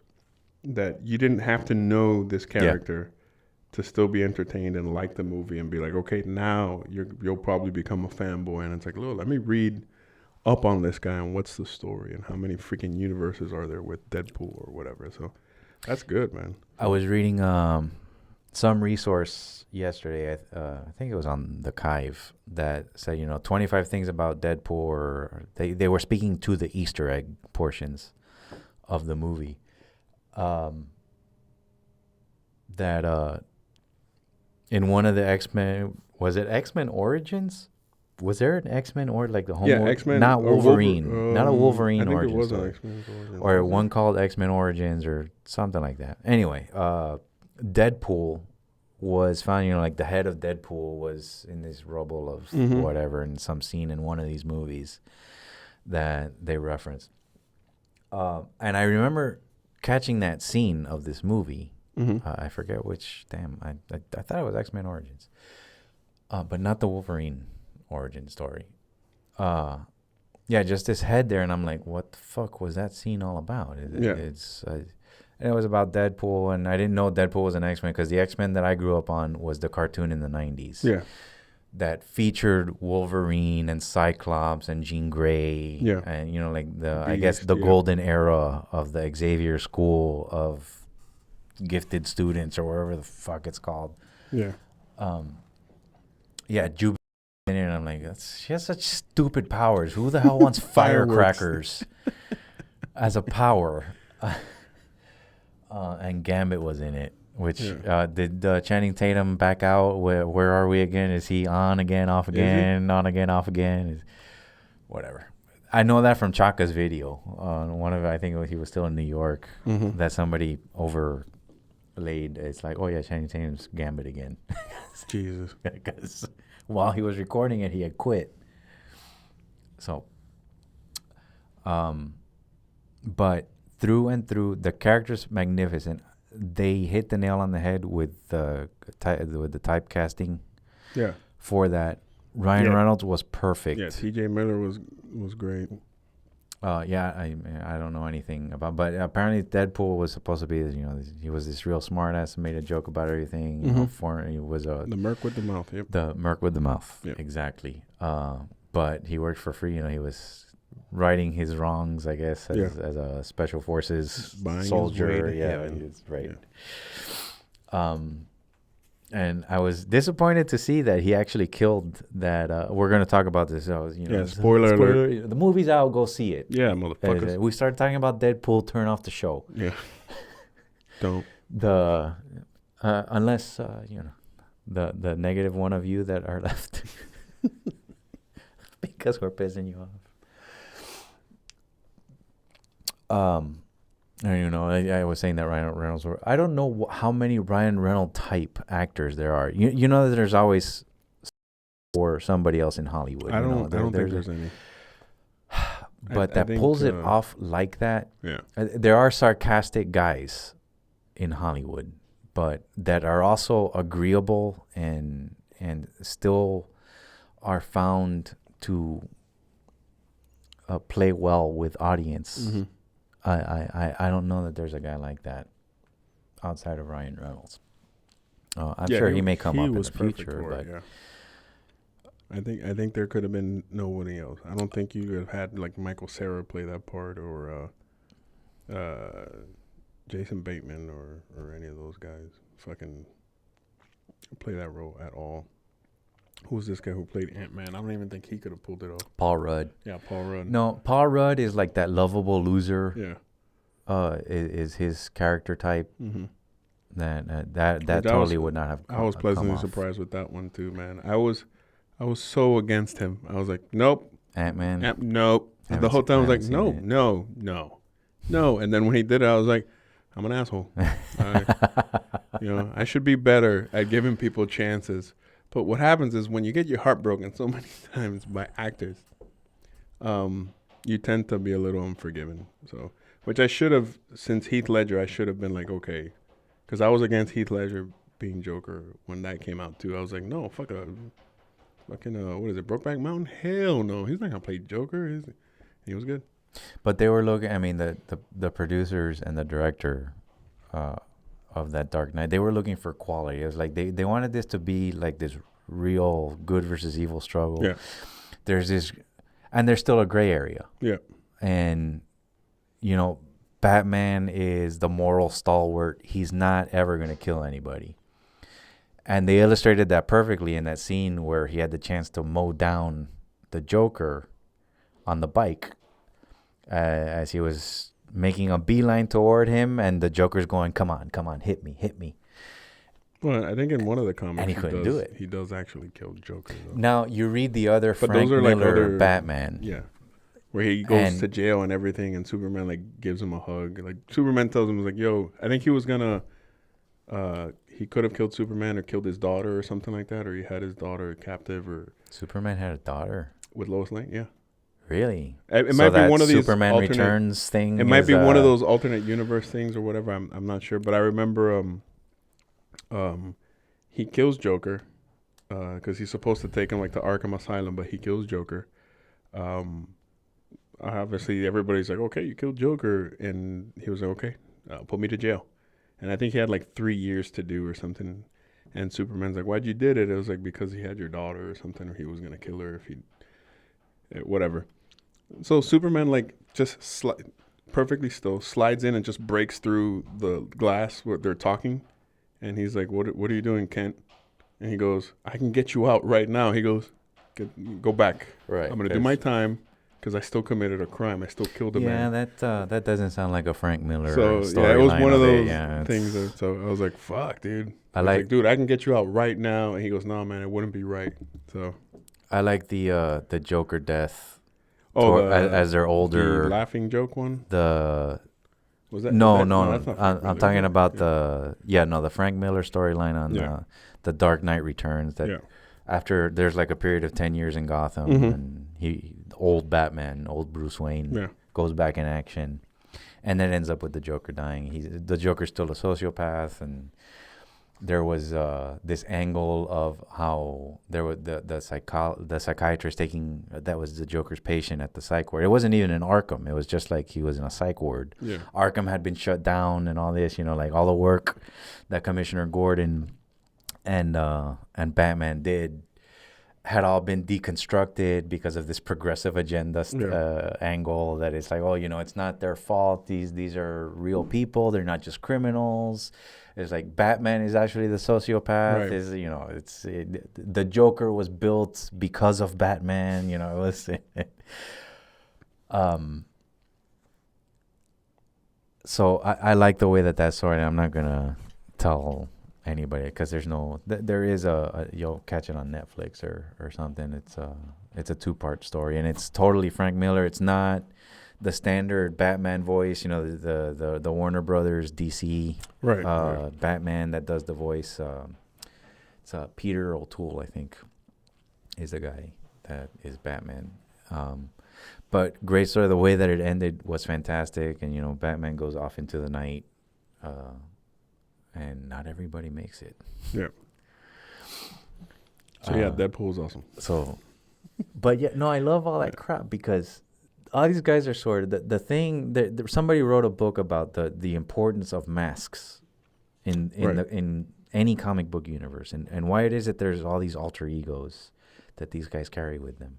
I never read the book, but the premise behind it is that it's important and why it is that even in the Clark Kent style that he just gets this loopy this curl here on the front, and he takes off his glasses, and he's hidden in plain sight. Yeah. And there how the whole universal psychology or the cultural psychology, the social psychology behind that, how he's able to do that and why he's able to do that and all that. It's like we all need this hero, and we all forgive the notion in the real world of that comic book transgression. Yeah.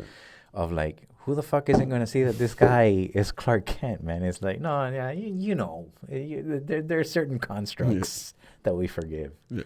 And all that goes into it. And Deadpool is that guy. Is like, he's evil through and through. He's a bad guy. Yeah. But he still has a soft spot for this girl. And he still wants to do good. And he does good at the beginning, like you mentioned. He's buying his way back into heaven. He does with kids too. Some people don't know the story, but yeah. And he understands he's all for kids, so. that he knows that there is good and bad. Yeah. And he works to correct it. And I think we fall more under his good graces than not. Yeah. It's like I don't think anybody had a problem with him killing the guy at the end. No. Spoiler Or alert. assuming he's dead, I guess. I don't know. Oh well, yeah. And like with every comic book movie, yes, I already read everything about it. There's issues with it. Not nearly as bad as Star Wars. Haha. Not nearly the issues that there are with Star Wars. Yeah, the thing is, you can't, in a 2-hour movie, you can't fit everything in it. So, yeah, I've read some of those where people had issues with certain things, and it's like, yeah, man, but what do you expect? Not I was everybody's gonna entertained. be not The everybody's reality gonna is, be I had fun. a super comic book nerd, and they're not all gonna know about all the universes, and people getting mad that, oh, well, why didn't they do this version of it? And it's like, look, man, Ryan Reynolds been doing it. Like, he's been actively working with it for over 12 years, trying to make sure it's right. And I think him and the rest of the guys did a very good job with putting it out there and getting the best story they could, getting the best script they could. I don't think it could have done any better. I think it was, to me, it was perfect. The way it should have been. I did not get upset at that movie at all. There was never one moment I was like, "Oh fuck, they forgot." Nope. Look who does. Right. Yeah. And I do that with horror movies. Yeah. I'm very critical of horror movies, maybe because I'm trying to rationalize not being afraid and why I would be. But I didn't do that throughout this whole Deadpool movie. It's like it was great from the first frame to me leaving in the middle of the credits when I wasn't supposed to because there was another Easter egg at the end. Right. That thankfully I saw. Another thing I was glad about was they broke the fourth wall the way he's supposed to, which they didn't do in the X-Men Origins it was X-Men Origins, I think. Or so there was a Wolverine's Deadpool Origins. character, I think in the Wolverine Origins they show Ryan Reynolds, which that's what I missed. It was so rushed. He said he didn't want to do it because they sewed his mouth shut, and the whole point is that was an issue he had. Is like, dude, he's supposed to be the merc with the mouth. Why would you stitch his mouth shut so he can't talk, and then you give him Baraka arms, which is why the joke is in there. You'll see an action figure of the old Deadpool that they had in the X-Men movie, which you'll have to see it again. I guess you probably missed it or whatever, but it was there. So I saw the Green Lantern card. Right. That was hilarious. Yeah. So, and then the second reference of like, just don't make it green and tight. Right. And CG or whatever. And so that was it. So yeah, the big thing the main thing that separates him from most of these guys is that, or the majority of the comic book heroes or villains, is that he breaks the fourth wall all the time. Who are you talking to? to? Right. And that was great. It was like, yeah, that's how.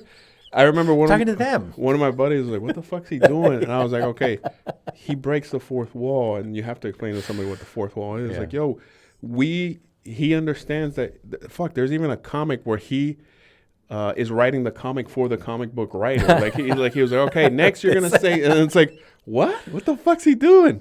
So he understands that and he'll talk to the other heroes like, "Oh no, they forgot Monty Python moment. They forgot to write a weapon in for me," and they're like, "Who?" Forget about it. It's like, yeah, man, that was awesome about him or whatever. So I like the fact that they put that in there. I was under the impression, what I didn't like was, not that I didn't like, but I was under the impression he could heal a lot quicker than he did. So when he was he cuts his hand off or whatever, and it was slowly, it was generating as long as it was. I was like, man, I thought he could have generated that quick. I don't remember it taking that long. That was probably my only issue, but it worked out well for the movie and the jokes that he had with it, which were great. That he goes, man, it's gonna be so much bigger now when he uses it to masturbate. So, and then he rubs it on the blind lady's face. I was like, oh man, this is great. So it worked out. So that's probably something I'll look in just to make sure. Is like, man, how fast does it take him to heal and recover? But can't wait for part 2. I'm thinking that they should cast guys that are like Joe Manganiello for Cable. Yeah? Older, yeah. Because he's a nerd. I mean, he's already in that hemisphere because he did the True Blood series. But somebody like that, yeah, him or... I would say James Brolin, but he's already Thanos.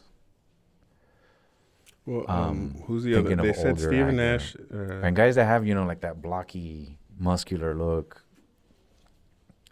Steve Nash, they said? Yeah, he was one of I them. don't But the guy who I forget his name, I'm gonna look it up now. But he was in the movie Avatar. Avatar. He was the main villain in I the never movie. finished watching that movie. I saw only up to where they actually got to the planet. Let's see. I'll show it to you now. Because his name should be here. Let's see. Yeah, he was. I'm trying to think. He was in. Oh, well, you're not watching the show of. Right after Stephen Lang, that guy. Oh yeah, man, that's Cable. When I saw him, I was like, yeah, he has the voice. He he has the hairstyle. I think he's even said he's wanted to play it or whatever. I think Stephen Lang would be a good character for it. Yeah, that looked like Cable. Yeah. From the cartoon, Yeah. from the comic strip. Yeah.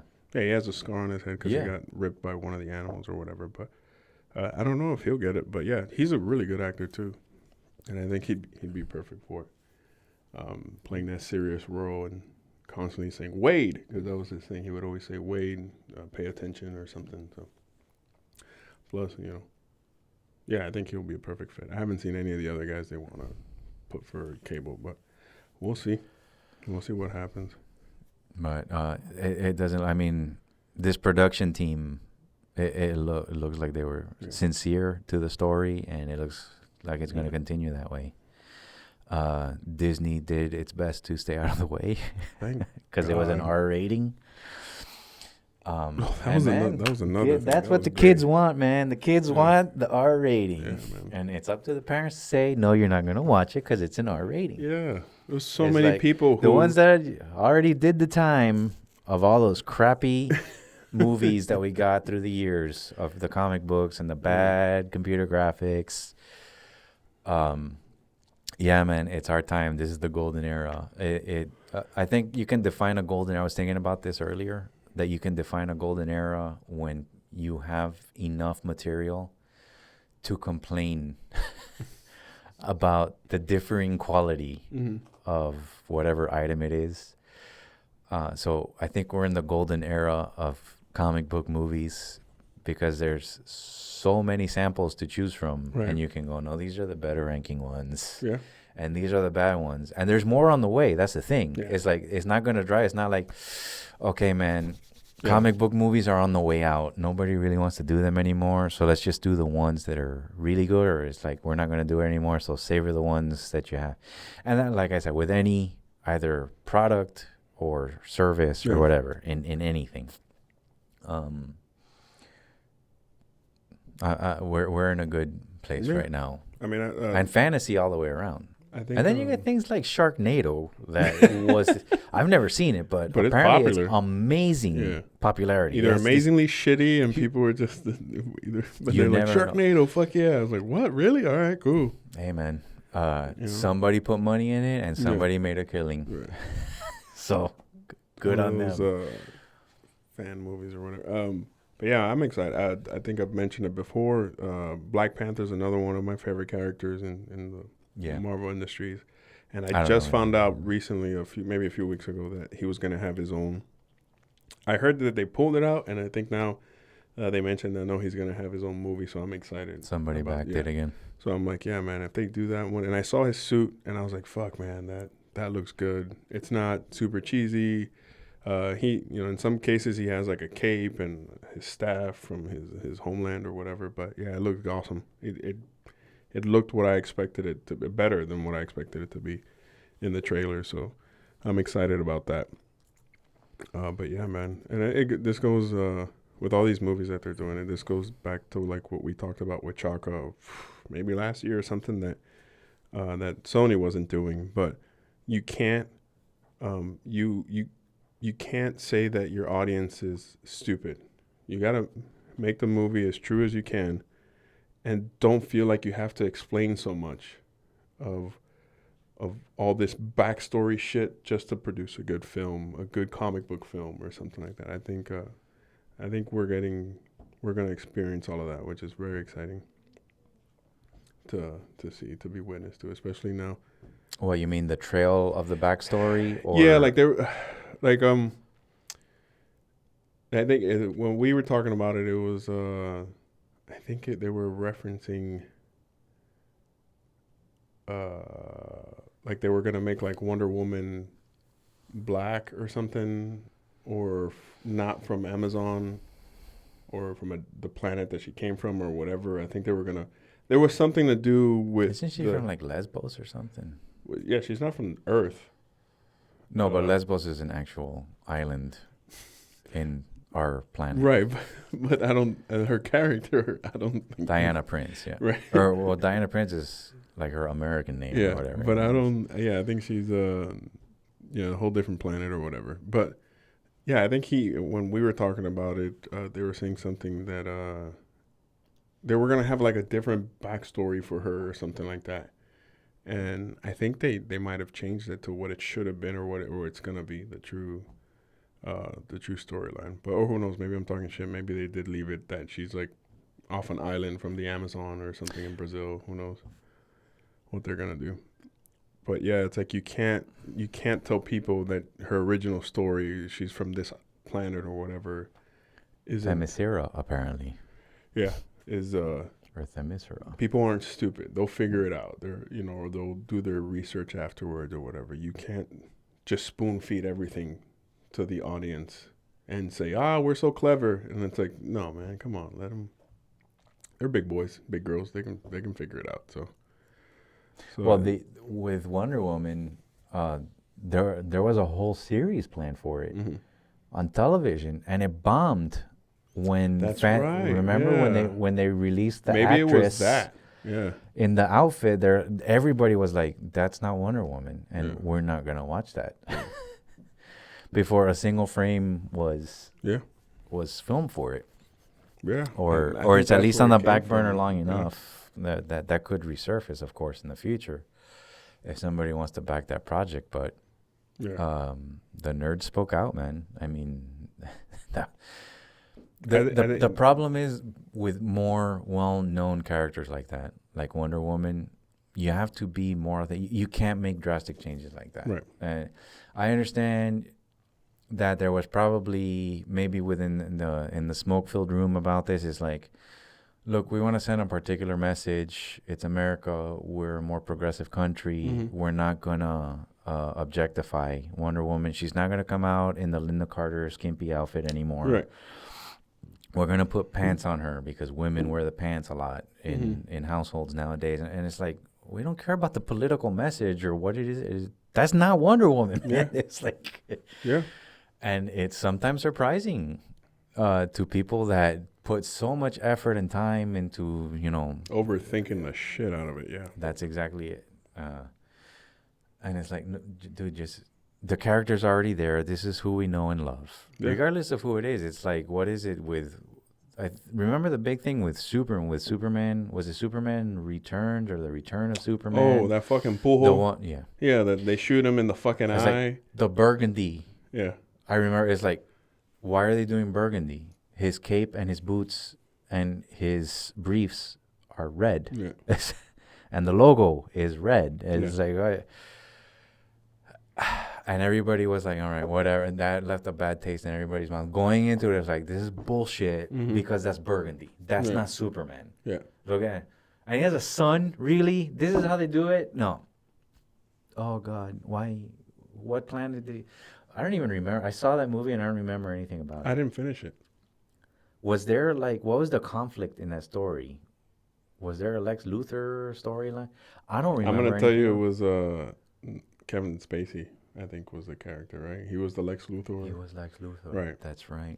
Florida Panthers fan, Kevin Spacey. So I didn't even finish. There's certain movies I just, fuck it, I'm out. I've walked out of movies. This is the first fucking, I was like, I'm good. I'm not going to watch it. How you going to critique it? Well, I just did. I didn't like it. Good 30, 40 minutes in that fucking film. I was like, I'm good. Even when it's free I don't watch it. It is what it is. And then I remember when the last Superman movie came out, I was like, all right, let's see how good this is going to be. And when they showed his suit, it wasn't red trunks, but it still looked good. I was like, okay. It wasn't? No, I don't remember him. Cherry red or scarlet red? No, Whatever pull it it up. is. I don't. He just had the one suit with the red cape. He still had his logo, but it wasn't the last one that came out. Yeah. Well, that'll segue You see? into we got Batman versus Superman coming out. Right. So yeah, if you look at the image, yeah, he doesn't have red boxer briefs or red briefs or whatever. It was a good. See, look, that one's probably All right. Gotcha. better. And it wasn't a bright blue suit, but man, it still looked good. He got blue briefs. That's right. Yeah, and it's not like cherry red. Yeah. So I was like, okay, cool. That looks more modernized, but without being so exaggerated off. From And still identifiable. Right. And, with the thing with this guy, Zack Snyder, Mm-hmm. that I like, he did like a kind of J.J. Abrams thing Mm-hmm. with, well, we're going to make it its own universe. Well, J.J. Abrams is usually really good with that. Right. Is that he'll give a hat tip to prior, thinking specifically of Star Trek. Right. Is how it's still Star Trek, and it's still the identifiable famous characters of that storyline. Mm-hmm. But it's their own adventures now. The way that he did with the whole time travel thing and that first one, and how Spock and Kirk is like, yeah, they're in the story together, but they're not, like BFFs. Yeah. Like it developed over time and all that. But and how the future and then Spock original Spock tells him, it's Yeah. like, hey, Yeah, Spock, he's my loosen friend. up, Yeah. okay? It's like, if I can tell you in all the He's years my that I've best lived. friend. He's like, okay, cool. So Man of Steel meets Dark Knight. Dayman versus Friday. Nightman. Dayman versus Nightman. That goes into Always Sunny in Philadelphia. Look it up. I'm excited for this movie. I Yeah. liked Man of Steel. Who's direct? Is Zack Snyder doing this one? I think so. I like Man of Steel. Everything about it. Down to that scene where there was the whole crucifixion Mm-hmm. moment as he's falling out of that spaceship that Admiral Zod was in. The backstory to that and the history that was explained to me by a comic book freak at church, oddly enough, one of the church leaders, is that Superman was created by two Jewish artists, artists. Mm-hmm. And their entry into this was like their piece de resistance. Is like, well, and the way that the church guy presented it to us is, well, think about it. Two Jewish guys wrote about an individual that was cast from a foreign land in order to save the earth. Yeah. And it's like Jewish Messiah. It's like, so whether you want to take it as the literal Jesus Christ interpretation because we're a nation of Christians or whatever. And it's like, well, this is what they believe. This was their culture. They were Jewish and they grew up You write what you thinking know. it's like, So yeah. So I loved that snippet of the movie with the imagery as he's falling away, and his legs were crossed, his feet were crossed, and all that. And then he goes off and takes back into Earth. And I jumped up. I was laying in my bed here, and I went, "Fuck yeah, bro! Yeah, that's the actual history of this franchise." So I was really excited. I loved everything about it. I loved, again, the whole conflict of this, and it looks like with this Batman thing, what I know of the Batman part of the whole Justice League crossover that there is like, I don't trust that alien. And it looks like they're playing up to it. Yeah. Everything that they've shown in the previews is lining up like it's going to be that way. So I'm really excited for this movie. Whether it's going to be a bomb ultimately, I don't know. No, it's at first I was thinking what the fuck's happening, but I think oh yeah, Zack Snyder's directing yeah, it. I think it's you see the previews and I'm excited about it. I think it comes out next It's week, Friday, right? Good Yeah. Friday. Another link to our Lord and Savior. And I didn't think of that. Look at that. On purpose. So I probably won't see it this weekend. I think you might have set something up, but I want to try to go on. I'm not going Friday. I mean, if you can do Sunday, it's too that would mad. probably be easier for me. Oh, I can wait till then. Yeah, we just I gotta don't have an issue with that. pick a date or something. Oh, but no, but Sunday's Easter, and I got plans. Oh, yeah, that's right. I got no plans. All right, so whatever. The week after that, I'll watch Christian church online or something. Just I don't want to be a hypocrite. I don't want to. I'm only going one day a year. Nope. You either get all of me or none of me, sir. I go too. As far as the temple, Easter. Christ always gets all of me. For the longest time, I thought Christmas was the bigger out of the two. What, to go? To go to church, yeah, Oh. because the more the more significant, Right. the one that would, I don't know, save you for the whole year was the birth of Christ, and it's like, no, it's the rebirth of Christ. That What else we got? is the big. No, that was it, man. That's the last storyline. We're going into advertisements now that I didn't write down. We had drink this, draw that. Paddy and I, our producer that came in a couple times and waved with every passing that she offered. Yeah. We own Drink This, Draw That, which is a mobile painting party concept that it's similar to those places that you go with your friends to have an artist-led drawing and you knock back a few brews with your party of choice, or usually at the brick and mortars, it's actually just strangers that are there. We go to your house, you invite the people that you know and love, and after a couple of hours of, again, the artist-led class, we pick up our stuff, we go on our way, and you guys continue partying. So we had an event at Boondocks down in Ramrod Key at mile marker 25 and a half. Fantastic place. We had food there before, and I have yet to have a bad meal. I've been there a number of times. I highly recommend going to Boondocks just if you're shooting through Ramrod Key. If you know it's a long trip between Miami and the Keys, it's gonna take you about 2.5 hours to get to Boondocks. Stop there, fill up on your food, and the other half hour that's left for you to get to Key West, the food is in your system, so you can start binging when you get to the Conch Republic. But we hosted a nice little event again, led the class with our stalwart Mariu, that is an ingenue painter, and she's really coming into her own as leading the teacher for having the demeanor that she has. She's a little reserved and all that, so she's slowly coming on her show. She understands, she's the leader of this whole thing. So it's good to see her coming through, and we'll be hosting another event next month at some point. There's some discussion as to the exact date, but it will be a Saturday in April. So hope to see you guys there. But remember, we can go to your house. Visit drinkthisdrawthat.com and drop us a line. Do you have anything you'd like to promote? No, mostly the show. So follow us on Instagram on Animal Instincts Show. So the Instincts is going to have an S at the end. So Animal Instincts Show. The website what is up? I don't know how much stuff we got in there, but we're going to keep pushing that some more. With the whole hang up with the last 5 shows that are in the vaults somewhere on this computer here.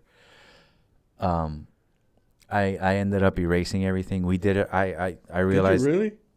On the website. I mean, I still have the shows. Oh, okay. No, the shows are there. Gotcha. And I was a little excited. I was for like, fuck yeah, we get to start again. Yes. For supporting listeners, maybe we'll send that as a special, depending on the tier that you donate at. Maybe. The unknown, That's cool. Unedited, much like this broadcast here. We'll work something out. So the website actually doesn't have anything on it. You'll probably just get whatever theme, like the 2016 theme on WordPress, and that's all it's going to have. And it might have like the Animal Instincts on top, but that'll get going. I'll work throughout this week. What I didn't know was that you're not supposed to post the podcast on the site that hosts this, because apparently it caused a big lag through the host, your web host. And you get your Google ranking knocked down and all this stuff because Google doesn't like laggy websites. So you lose points with them for that. And the algorithms are changing so frequently with them that I don't know how much that could factor time over time. So there's nothing actually on the website, but I do think we have feedback at animalinstinctsshow.com. That's plural instincts in that address. Okay, so if they're on So you can YouTube, communicate with us. They're obviously they can either they went to our comments to links or this. whatever, but it's what, the Animal Instinct Show on YouTube, whatever. We'll put a link. No, it's Animal Instinct Is it just Show. Animal Instinct Show? Animal space Instinct space Show. Okay. I think if you put it together, it won't show up. I think it is spaced out. Oh, okay. When you go to it, whatever, we'll figure that out. Because the Gmail address is all together, and it's the Animal Instinct Show. So Instagram is Animal Instinct Show all together. I promise we'll put more images and stills and stuff in there and clips once we get more. The issue is that content, we're just starting out. Did you want to do your own IG on here or no? I'm Badger U. BADGEREWE. Okay. Mine is Rhino Garcia. Also an artist, so you can follow my art page. Rhino Garcia Design. You can follow that one. With the Instagram, if you guys want to put stuff that you want us to talk about, which we'll probably do something on the YouTube or on the website, we'll probably set that up to have suggestions. You guys will probably be the best R&D we can get. That instant feedback. We got some good chatter on who the fuck wrote that on the live chats. Nice ass. Thank you. I'm guessing. No. Is that Animal you? Instincts replied, Finn's fan 2006 Has a nice ass. ass. Oh, okay. Because Finn's fan 2006 said, I think these guys are awesome. Nice. So instant feedback. We're obviously starting out. This is the first time we do a live YouTube show. We know it's over an hour, David. Yeah. We got people who are gonna kill us or whatever, but eventually it'll get fixed or corrected or whatever. It's just once a week, man. Yeah. So what are you doing on Sundays? Yeah. Going to church. So, okay. After your Jesus time. Yeah. I'm not picking on you, David. I'm just after your generalizing. Eating of his flesh and drinking of his blood. Yeah. You can listen to this. That is transubstantiation. Yeah. So suggestions, critiques, trolling. I'm all about. I can't. Oh man, I need trolls, man. man. I know that we made it. We need trolls, man. Trolls is gonna be a good marker. Emotional for success. Arguments. Eventually, we'll get to where we plan on going to actual physical events. Maybe suggestions of what to go to.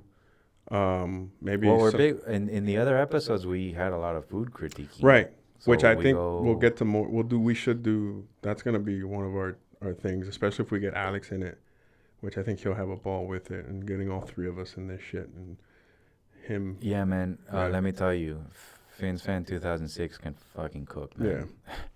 So we can all cook, but that motherfucker. He studies. We got it. niches. He's the fucking. He realizes what he's doing. Cooking. He does the research. Yeah. He has his guys that he follows. Yeah. And he implements what he is studying. So. And we're all the better for it. Yeah, definitely. So all the fatter for it, too. So this is part of my doing, but whatever. So yeah, suggestions, critiques, trolls, whatever. Maybe in the near future we'll start doing propaganda stuff as far as promoting our own show with hats and shirts and all that stuff. Because obviously, as the artist in the group, I'm excited about doing that. Yeah. Or if I don't do it, to be part of the design aspect, which we can probably end up doing that in the future, voting on designs for what it should be or whatnot. So there's a bunch of, the internet is limitless. Yeah. So and I know that there's an up-down thing on here, I think on YouTube itself, and if not, there's a plugin that somebody made for WordPress that installs like a vote here or whatever, a poll. Stuff in Miami, I know we talked about a lot of different stuff on here, and there's a certain bit that was related to Miami, but if you guys want to give us more, please know you should listen to this DJ at this club, because then we're just going to end up being every other fucking podcast. But live music, places in the South Florida area, fuck West Palm. I think West Palm's probably the first north we'll go, if we have to. But yeah, well, If you it's already go to West- the Keys. Might as well All right. go up to there. But suggestions of food, I don't put restrictions. live music, or things to do in here. You know, I think, and we can review it afterwards as somebody who's not jaded by being a blogger or whatever, and we'll give true reviews, true reactions to it. So yeah, just do that. We got anybody else we want to promote? Our buddy Chaka? Chaga. Yeah, We spoke about him at length yeah. on whatever episode it was that is That not it available won't be to aired, you. We'll get it out there, man. I mean, it's a learning curve. Yeah. We know what we need to do. We're glad that at least we got this video podcast out. Yes. I don't know if we're going to have an audio version of this. I'll have to play with this encoder because I was only streaming all this time, so I have to probably download it from YouTube and then encode the audio. But There it goes. I was trying to figure out what his was. You might want to. Chaka-pocalypse. Yeah. Chaka Apocalypse. So he's a friend of ours. You know, follow him. He's fucking. I think what was his last thing that he just did? The Vampire Diaries or something like that. He was the shaman. Yeah, shaman and Vampire Diaries. The recent string of Vampire Diary episodes that originally aired most recently. The most recent episodes, not reruns, but apparently they're everything that I got from people we know. Mm-hmm. That are from people that know Chaka that speak to him, is that they're really smitten with him. So Yeah. we couldn't be more thrilled for Chaka, man. Yeah, excited for him, man. So He and his stuck YouTube with the channel dream. is man. What I think we talked about this again in an episode that probably won't get aired. It's getting better and better every time you see a new episode or something. The production quality, yeah. So I will probably end up picking his brain about some of this stuff too. So even though he's not doing podcasts, but you know how to edit or whatever. So we'll figure it out. Okay. All right, so are I we think checked that's it. out? Is that that's a wrap? Yeah. We love you, YouTube. Yeah.